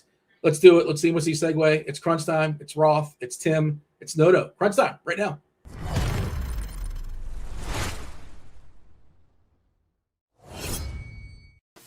I don't want to pile on. I know Bobby's already sensitive about the call, but Roth is like the biggest Dirk stan I know. I don't know if you were here for it. Bobby put Dirk in the top 5 players all time in the NBA. I don't know if you heard that. He's in my top 5. So top 5 Dirks, or just top 5 most likable. I agree. The run that he had was maybe one of the best runs ever. It was the best run. Like that's what we're ranking by likability. Yes. Yeah. Okay. I'm going through some old stuff in my closet right now, and I pulled out the Dirk jersey, and I was like, do I give this away? Do I keep this? I'm a grown man. Do I keep the Dirk jersey? It's a tough call. Are you older than Dirk is the question, right? Isn't that the rule? No, you can't wear jerseys over 21. Over 20, get out of here. Over 18, maybe jerseys are out. You can't be a grown man wearing another grown man's jersey. That's it. Yeah. I don't know. Yeah, at 40 with a player who's almost 50 at this point. It just I guess it's like fine if you go to a Mavs game. Like, I would expect you personally to wear a jersey. I wouldn't.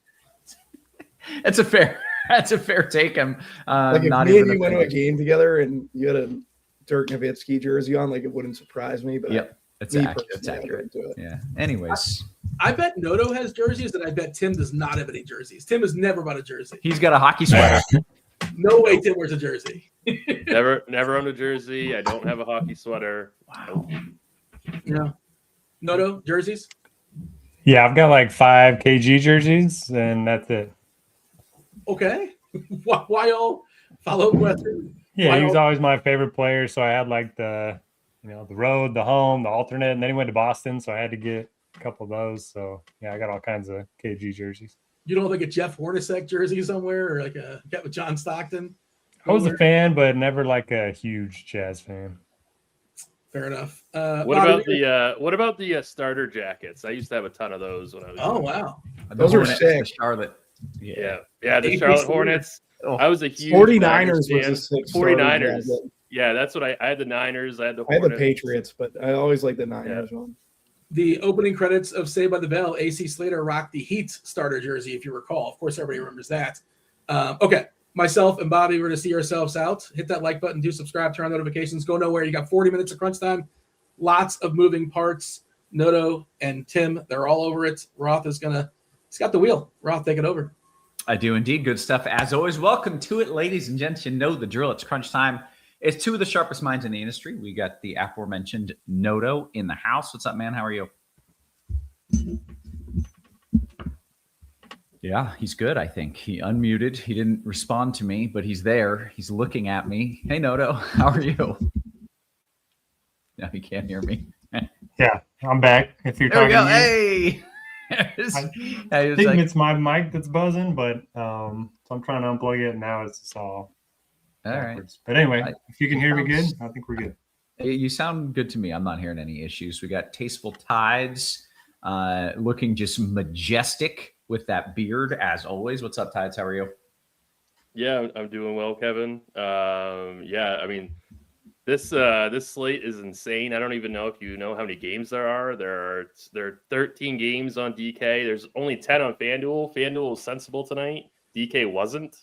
So we got a quite a big one to break down. But luckily, we did get a lot of the news. I think we're still waiting on one big piece, but mostly the news is in. Yeah, I was prior to the show, I was trying to teach both of my daughters how to ride a bike at the same time. And it was one of the worst experiences of my life. And I was like, well, I'm going to play some DFS and that's going to be relaxing. And then I looked at the slate and I was like, F it. I'm out. I'm not doing this. I'm not doing 13 games. So I'm just stepping back. By the way, Ant is expected to be a game time decision. This just that's like the big one that I think that's like the biggest one that we're still waiting on. Yeah. So I plan on not playing tonight, but everybody in the chat likely is, and they will need your assistance. Tim, with this many games, does it even make sense to try to do a breakdown, or could you maybe just give me like one or two of the key things? Of course, you mentioned Ant already. Yeah, so we got Ant. We did just got a weird one that we were not expecting, like right before GrindersLive ended. Noah Clowney is out. Like that doesn't seem. I mean, we were already going to be playing Dayron Sharp a ton, but now it's like absolutely solidified that you're going to be playing him everywhere. So that was kind of like a random one. We don't have like any like I don't know straight up like min price guys, but we've got absolutely just like a ton of value on the slate. So that's going to bring guys like, Maxey and Jokic, Jalen Johnson, all those guys are going to be, I think, pretty heavily owned just because it's going to be, I think, really, really stars and scrubs. Yeah. Okay. Well, let's dive into it. We like to start on DraftKings. We like to start with point guard, and we like to start with Noto leading us off. Who we playing? Yeah, a lot of good options here. Almost too many options, kind of like how it was on, Monday night when we were all on together. Mm-hmm. We have Devin Carter projected for 34 minutes. He only played 29 the other night, but man, he's been solid. Great matchup against the Jazz. So I think he's going to be the ultimate chalk play over on DraftKings. You got a lot of good spend up options here. I really like LaMelo Ball. We haven't seen the hyper efficient game in a while, but he's averaged 30 minutes over his last 5 games. No Bridges because he's suspended. 8K, good matchup at home against Atlanta. So he's one of my favorite spends. Tyrese Maxey, now that Embiid's out, he's been awesome all season. And you take Embiid off the floor, should dominate usage. Not the best matchup against New York, but he's one of my favorite options as well. You have KPJ, who we talk about every time we're all on together. No Ryan Rollins tonight, in addition to Giannis being out. So he's interesting. He just faced the Magic with Rollins on the floor, put up 45. So I like him quite a bit. After that, I mean, Cam Jones would usually be a great value on the slate. So if you want to look at him in large field stuff, I don't mind it. The guy from Miami, who I don't know how to say his last name, Kasparis, I'll let Tim fill the rest of that out. He's been awesome. 25 and 32 minutes the last 2 games, 27 and 43 fantasy points. We know they're shorthanded a little bit. Good matchup against the Pelicans. So I don't mind looking at him and Jones and large field stuff, but I'm playing Carter, and then I'm playing at least one of LaMelo and Maxey in my main lineup. Yeah. Okay. Tim, a lot of options here, and maybe that's the case at every position, but a lot of dudes you would want to jam in here. Who are you playing? Yeah. Were you talking about Yakuchunas, Noto? There we go. Was that yeah. Okay. I wasn't even sure who you were talking about. I was like, I don't know who this person is. Okay. Yeah. I've been on with enough people that have like butchered names too bad that I just didn't even want to. I don't even know if I got it right. That's just what I think it is. I'm not even sure. But yeah, he's definitely a strong value today. My favorite spend up at point guard is Tyrese Maxey. No Embiid. We got that news, I think, during GrindersLive. So Yeah, Tyrese Maxey, I think is a fantastic play. He's going to be pretty highly owned, but I think $9,600, like he's definitely a strong play. LaMelo Ball, I think Noto mentioned him, 8K. Pretty good spot here. I think he's going to be like the one of the chalkier spend up options. I think I'd rather kind of like go up a little bit higher to play Maxey. I think, or to kind of just pivot down to KPJ. I'm not saying that Ball's like a bad play by any means. I just think he's going to be a little bit highly owned, and given the size of the slate, there I don't see the reason to, I don't know, necessarily play expensive chalky guys when there's just so many other options. So that's just one of those things to consider.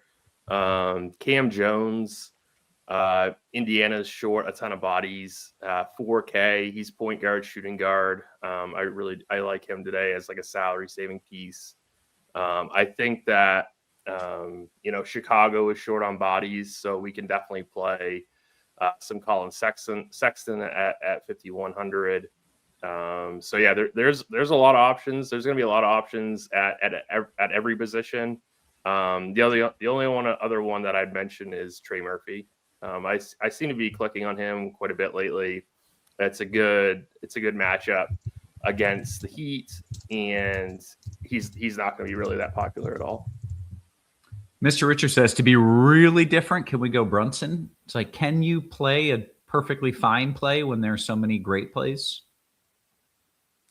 Yeah, I mean, I guess if you land there and you really don't want to change your team, I guess it's okay.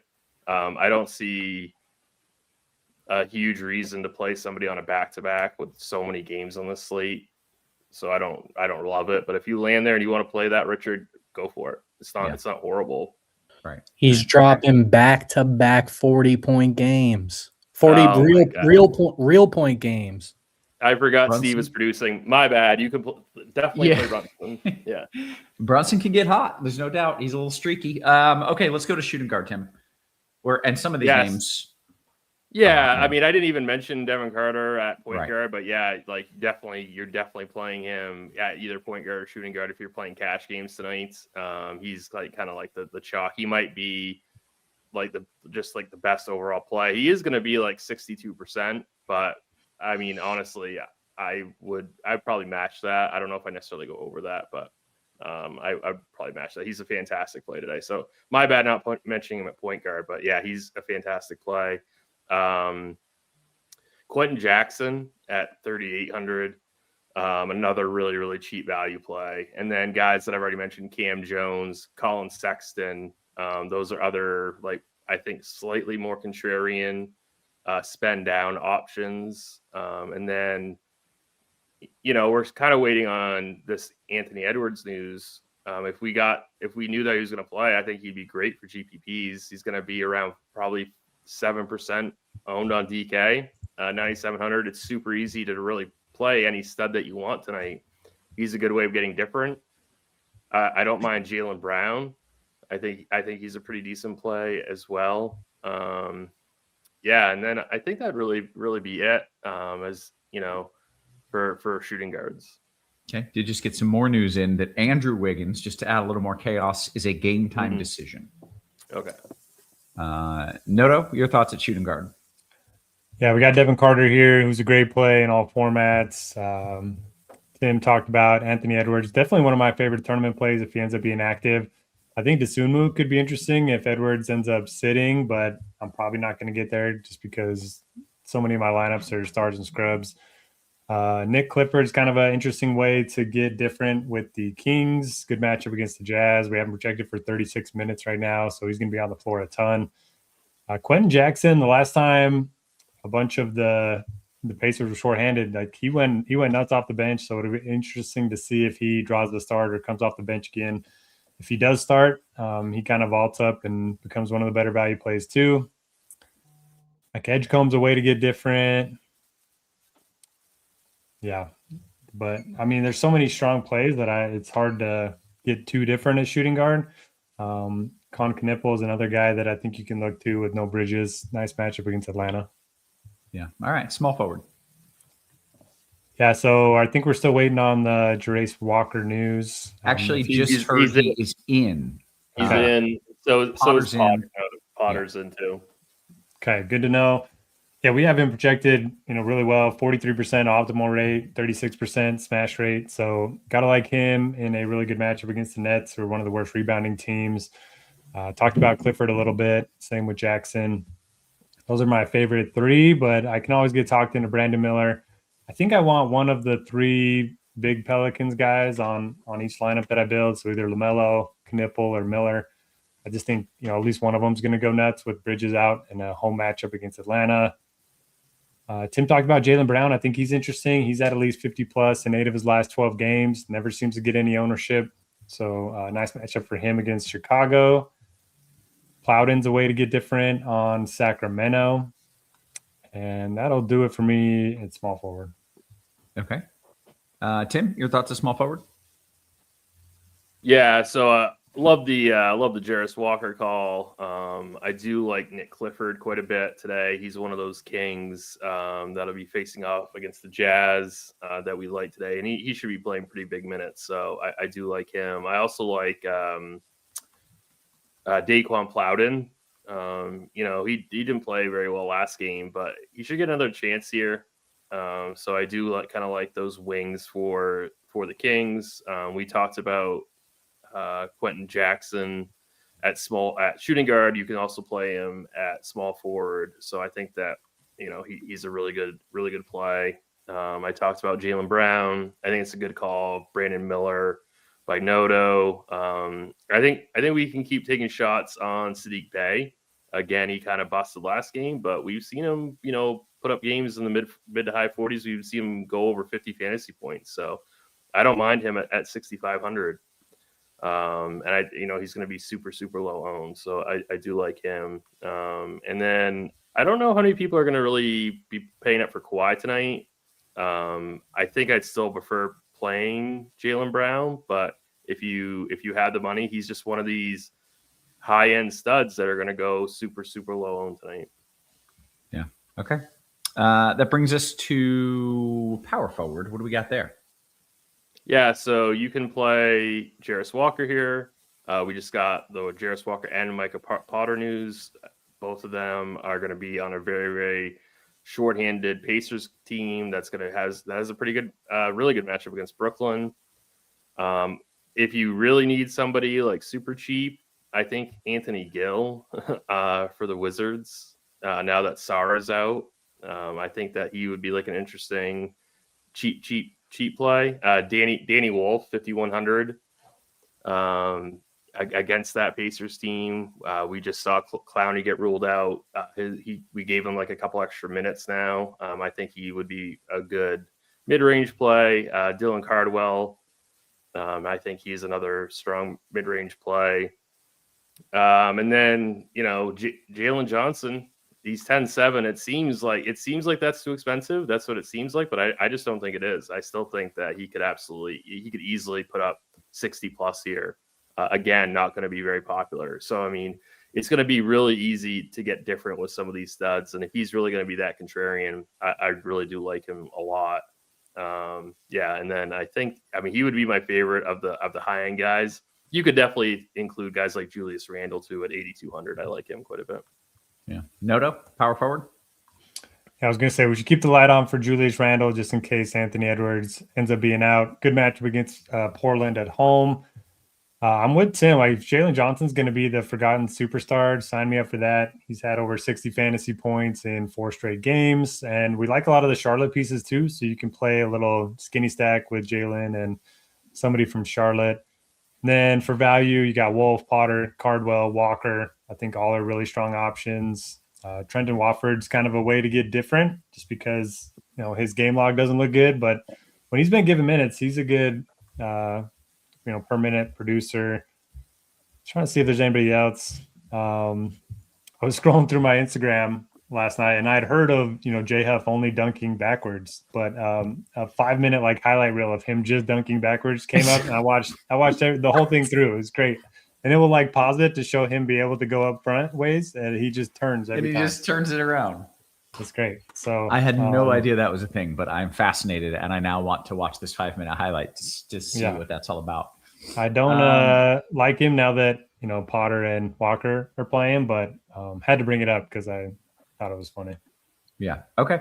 Let's go to center. I've heard rumors, I've heard whispers that the cock of the walk is playable tonight. Kalkbrenner. This is Kirk's favorite play. Are we playing the cock of the walk? Me? Yeah.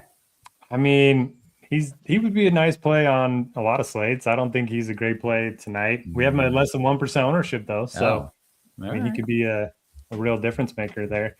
I'm playing Daron Sharp and Jokic. I'm using the utility on one. I'm using my center position on another. Jokic with all the value. We talked about it the other night. It's just so easy to fit him in. He's been solid. Good matchup against Memphis, who their front court's just, in shambles right now. They traded away Jaren Jackson too. So much better matchup than it looks on paper. And then Sharp's been an elite per minute producer. Now you take out Clowney, take out Claxton. I think he's going to be in a really good spot against Indy. Tournaments, I don't mind going back to Khalil Ware. Like, he got in foul trouble against the Jazz, and that's the only reason why he only played 14 minutes the other night. I think if he starts again, he could play minutes in the mid to high 20s. Ray No's interesting. And then, like, Wolf, Potter, Cardwell, I'd probably rather use them at power forward. Yeah. Okay. Tim, your thoughts at center? Yeah, I mean, you're definitely playing Jokic and Sharp in like smaller entry cash game stuff. And I think it's like pretty much like, I think it's a really good idea to play double center. Like, you don't have to play Sharp and Jokic, but I think this center position is very, very strong. The only other center that I'd mentioned that Noto didn't, at least I didn't hear him mention, is Jared Allen at 7K. Just because the matchup is so good. He's going to go, I think, really, really low owned. So I do like him. I do like him a ton. But yeah, I like the call on Raynon. I like the call on Khalil Ware as pivots off of Sharp if you want to get different in large field stuff. But I mean, I think Jared Allen's going to get really squeezed. So I think he's a pretty decent upside play. Okay. I got a question about Paul Reed at center. Now, this happens to be for FanDuel, but Drummond is also getting thrown around as well. Yeah, I mean, we can. I mean, it's kind of like Kalkbrenner. Like, on other slates, I'd be thrilled, to play Drummond. He's okay. I guess you could throw him in that mix with Ware. You could throw him in that mix with Raynon, I guess, but this slate is just so big. I don't necessarily love Paul Reed or Drummond. Yeah. Okay. Very good. We want to kick it over to FanDuel. We still have about 20 minutes until lock, so we are perfectly on time. And that means that in theory, we should be able to get a read in, especially if I had it up and ready to go. That always helps. Here we go. We got exciting things happening. I want to talk about NASCAR because it is back. Projections are live for the 2026 season, including projections from RotoGrock and RotoDoc, and of course, the GOAT of NASCAR, Stevie TPFL, and get access to articles, videos on RotoGrinders breaking down each race. Lineup HQ Optimizer comes preloaded with player and ownership projection for trucks. No apps. I don't know what the hell that is. Trucks, no apps, and Cup Series. Someone's going to have to explain that to me. Additionally, you will receive access to Stevie's betting picks, as well as exclusive access to the NASCAR channel in the RotoGrinders Discord. So you're getting a lot for your money here. NASCAR content available now for this week's race at Daytona. Weather could be an issue.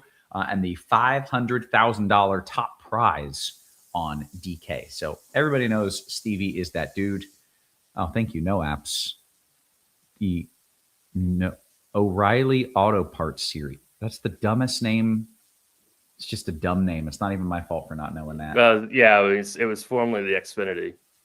Okay, that's what I thought. That makes me feel better. Yep. Thank you. Yeah.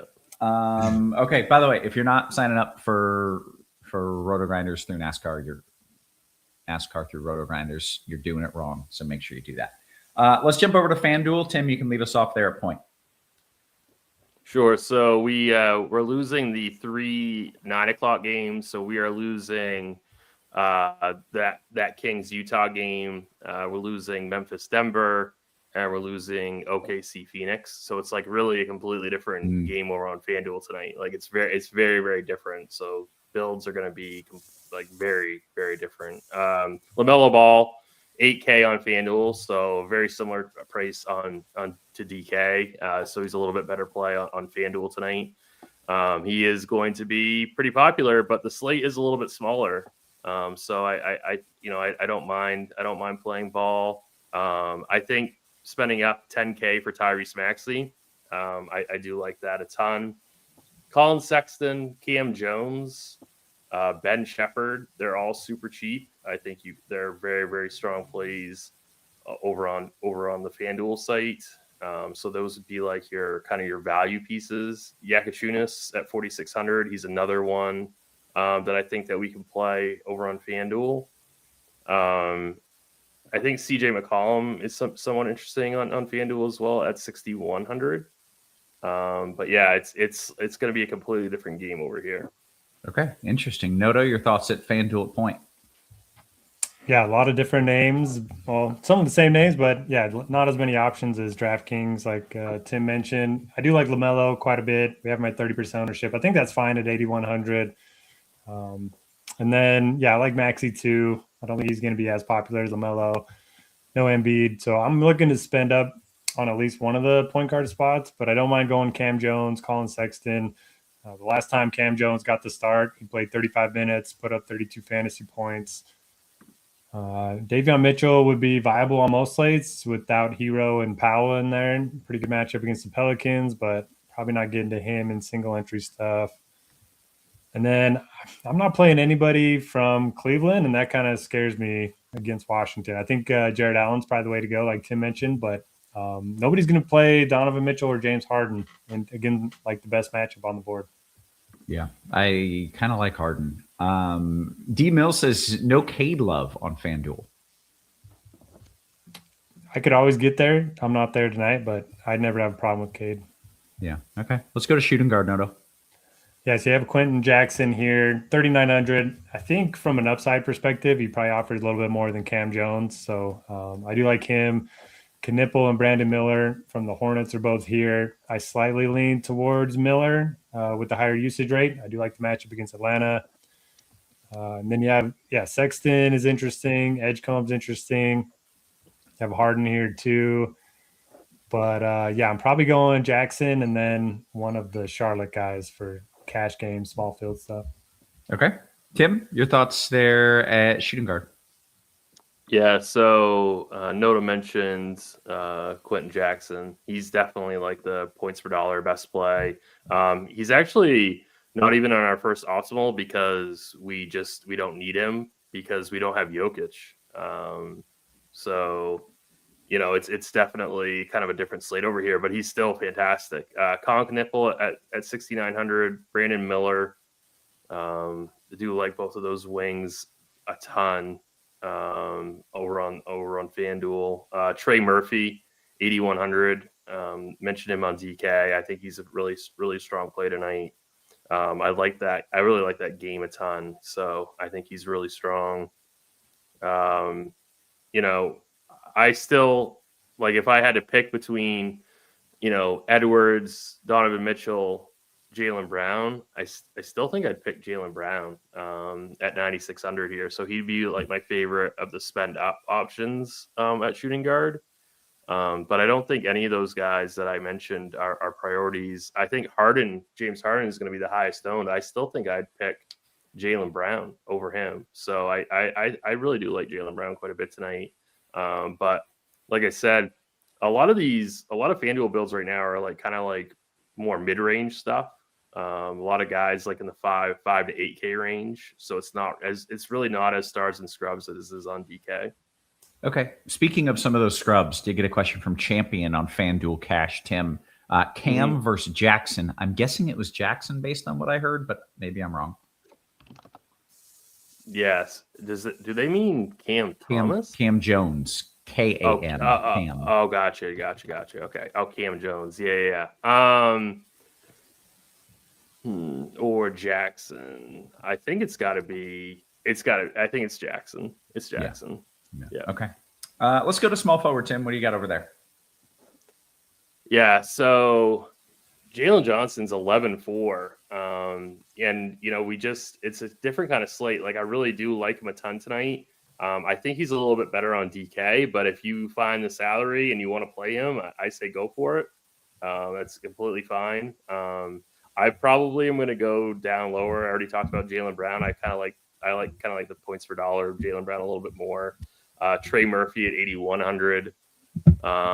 Talked about Knipple and Brandon Miller as like those mid-range guys that I think are really strong tonight. Danny Wolf, 5,200. I think you can play some Jalen Tyson tonight at 5,500. Tobias Harris, I guess, is okay as well. And if you really, really need somebody super cheap at small forward, it's Kobe Brown. Yeah. Okay. Good stuff. Noto, your thoughts at small forward, please. Uh-oh. Sorry, I froze for a sec. Should be back? Yeah, small forward. Yeah, I love Danny Wolf. I mean, he rarely gets more than like 25 minutes, and they're down so many guys. I think he could finally get up to maybe the 30-minute mark. I like the matchup against Indy. He can kind of fill up the stat sheet too, good at blocks and steals. So I like that price point. You have Miller and Knipple, who we've talked about. Edgecombe makes some sense as small forward. He's been hit or miss, but when he was more involved, and that should be the case tonight without Embiid and Paul George, I think he's going to be pretty good. Tobias Harris is going to have to play a bunch. He's not a guy that I play very often, but if you need a lineup filler at 5,200, I don't hate it. Then Trey Murphy, 8,100. He's been playing well, put up 70 the other night. So I think he can provide some upside in a pace-up matchup against Miami. Yeah. Okay. Power forward. Yeah, so this is where I think Khalil Ware is going to be popular.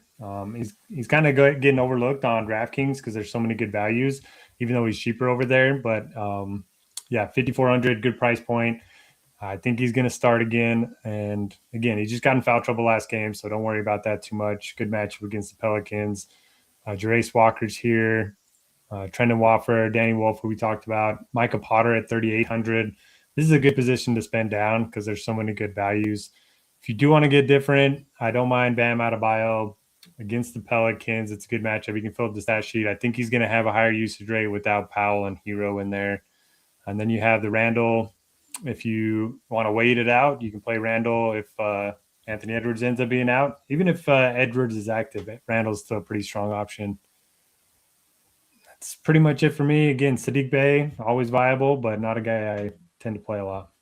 Okay. Tim, power forward. Yeah, I do like Khalil Ware a ton tonight. I think that I think people will go back to him, but I don't think he's going to be like ultra chalky. Love that he has got that power forward eligibility on FanDuel, so I do like him a lot. I think that's a good call. On Bam, don't forget about maybe leaving a spot open for Julius Randle at 8,300 in case we get that Anthony Edwards news. I do like Jared Allen quite a bit. He's got power forward eligibility on FanDuel, so I think he's a really spectacular play. Jarace Walker and Danny Wolf are your mid-range guys, depending on what you want to do with lineup construction. And then we have some like super cheap guys, Micah Potter, Watford, Grant Williams, I think can all be part of like a large field GPP pool. And then I also think that Anthony Gill at 4,100 can also be part of that salary saving pool at the power forward position. Okay, very good. Let's go to center. It's different here, I guess, because we've lost a few potential centers at the very we've lost Jokic, but we still have Day'Ron Sharp, and he's gonna be super, super chalky. Yeah. But I think he's good. I think it's good chalk. This is probably a spot where, if I was playing a 3-max or a single entry, I would just be eating that chalk completely. Yeah. We did get that question earlier about Paul Reed on FanDuel. He's okay. I mean, he's a good play. And if he's going to be a little bit lower owned, same thing with Drummond. Again, I think they're all okay. But I think Sharp is better. Noto, you got some favorites? I mean, Sharp, and then Sharp and then Paul Reed probably. I mean, we've been waiting for like a game where Paul Reed's going to get 30 minutes. We finally got it, and it's kind of hard to play him since Sharp's in an even better spot. But yeah, Duran's out and Isaiah Stewart's out, so he's probably going to see 30 minutes against Toronto. I just prefer Sharp a little bit. And unlike DraftKings, we can't really play Jokic here, so probably not looking anywhere else but those two. Very good, gentlemen. We have about 8 minutes here for some questions. If you're watching on the YouTube, we really do appreciate if you hit that thumbs up for us. It helps us a lot.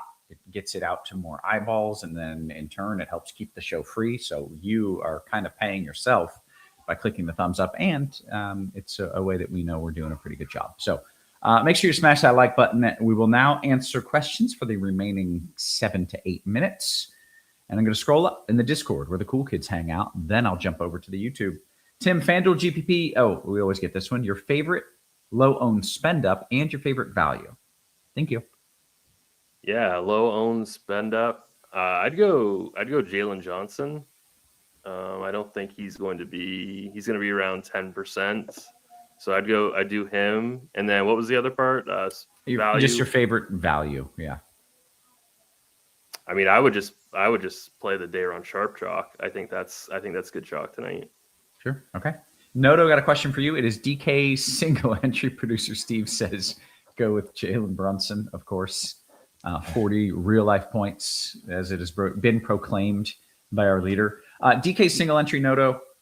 Maxey, Jalen Johnson, and Potter, or Porter, Q Jackson, and Jokic. Porter? Oh, Kevin Porter? Kevin Porter, yeah. Okay, what's that second trio again? It was Porter, Jackson, and Jokic. I got to have Jokic, so I'm going to go number 2. Okay, very good. FanDuel Cash, Noto, right back to you. Knipple and Julius Randle, or Jaylen Brown and Jarris Walker. I'm going to go number 2, but I like all of them. Okay. Tim, Ball or Maxey? It is a DK Cash question, and I think Maxey was kind of your guy. Yeah, in Cash, I think you're supposed to play Ball. Oh. Yeah, it's tough. Like the first 4 optimals all have Ball in them, and then then we start getting to some Maxey. Mm-hmm. I am pivoting to Maxey in my primary single entry team right now, and I'm not playing Ball. But I think if you want to be quote unquote optimal, you're playing Ball in Cash games. So if you're strictly playing Cash, I would say just play Ball. Okay, that's a really good note. All right, right back to you here, Tim. FanDuel GPP Harden versus Trey Murphy. I love them both. Yeah, Harden or Trey Murphy. Yep. I mean, straight up, it's probably Harden, but I do like them both a ton. Okay. Noto, a couple for you. DK GPP, please rank these gentlemen. Caldwell, Clifford, Wolf. I'm going to go Clifford, Wolf, Cardwell. Very good. Okay. Another one for you here, Noto. Allen or Bam, FanDuel GPP? I like Bam more. I think Tim likes Allen more, so go with your gut. Break the tie, Roth. Yeah. I freaking hate playing Allen. Oh, I hate playing Bam too. Neither. Pivot I haven't gotten Bam. I haven't gotten Bam right all year, and I've played him way too often. Same.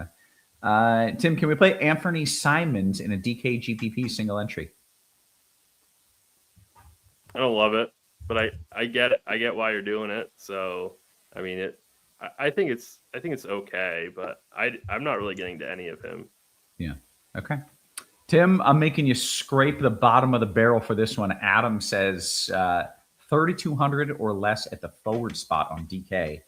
Is there anything there, or are we in a spot where there's so much good value that playing crappy value is just straight up the wrong thing to do? Jalen Wilson for Brooklyn.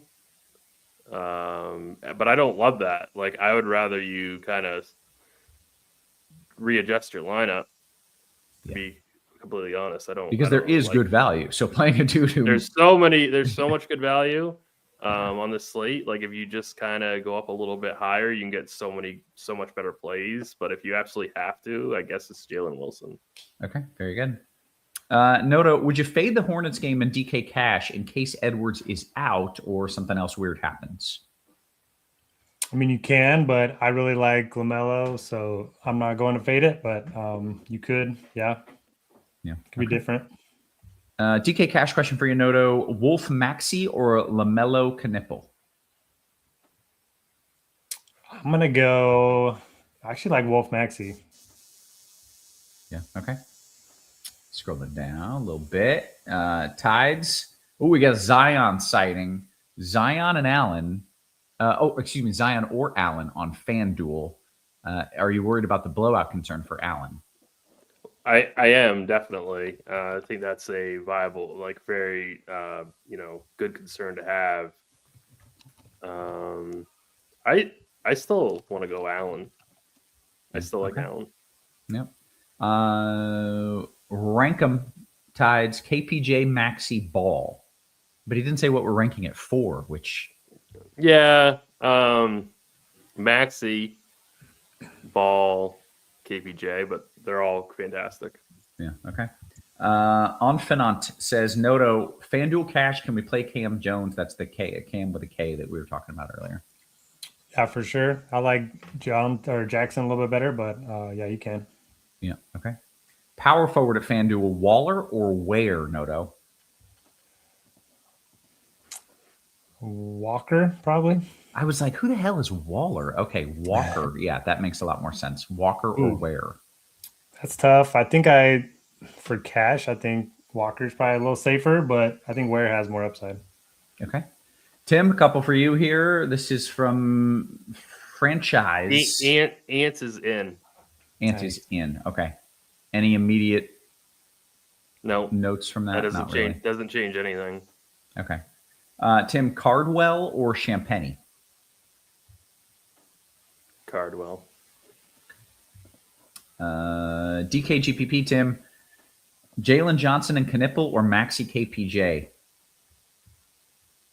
Maxey, KPJ, what was the first one? Johnson, Knipple. I really like, that's so tough. I really like Jalen Johnson and Maxey. I guess it's Jalen Johnson. Okay. Noto, Raynaud or Drummond? We're less than 1 minute until lock. I'm going to go Raynaud. Okay. Wolf or Harris for you on FanDuel, Noto? Wolf. Harden to triple-double plus 3,300. Let's do it. I'm in. I like it. Is Sim 4K good for 20 fantasy points? Do we have any idea what the hell that means? Sim? Jericho Sims, I'm guessing. Okay. I'm guessing that's what they mean. Yeah. For what was the question? Is he good for 20 fantasy points at 4K? Possibly. We haven't projected for 17, so I guess that's okay. All right, very good. Seconds from lock. Walker or Ware on FanDuel, Tim? I'd go Walker. Blink says, Noto, Jamal Murray's a must-play at 8,900 on DK if he's in, right? DK Largefield? Jamal Murray? Yes. I would not call him a must-play, no. Okay. Can you play Wolf and Sharp together, Noto? For sure. Okay. Sean says, Tides, I've got no one in the Cleveland-Washington game in a FanDuel GPP. Should I just go ahead and punch myself in the face? No, you might be okay. All right, very good. No need to harm yourself. We are in good shape. And we got all the questions. Dean should take notes. Just Dean catching strays out here. That's right, Dean. Take notes. These hosting skills. Question for you, Roth. Yeah, let's hear it. What method did you go with when you're trying to teach your daughters how to ride the bike? Well, whatever I'm doing is not fucking working. So I was doing like the hold on to them and run with them. Yeah, that's what I was doing. It was just so frustrating for both of us. So yes, watch a couple videos online, take the pedals off and just lower the seat and have them just push and glide. and they get used to it, then add the pedals back on. It worked so fast. Okay, you just blew my mind with this knowledge. I will do that because I am not repeating what I did today ever again. Wiggins is out a little bit. Yeah, Andrew Wiggins is out. That's a bump to wear. So if you had any kind of like, should I play wear or not? That's a pretty nice bump to him. Yeah. Okay. Very good. I'm excited to now try this a new way, Noto. Thank you. That was a good way. It was a strong way. My daughter's 9, had 3 bikes, still not riding. Cool. All right. This makes me feel better, guys. I thought I was alone in this epic failure. All right. A lot of struggles. We got a lot of struggles. All right. We're going to clear on out of here. We got some dinner and some basketball to watch. So for Tides, for Noto, for our wonderful production crew, always working hard behind the scenes. Guys, we appreciate you. We love you. And we will catch you tomorrow. You have been crushed.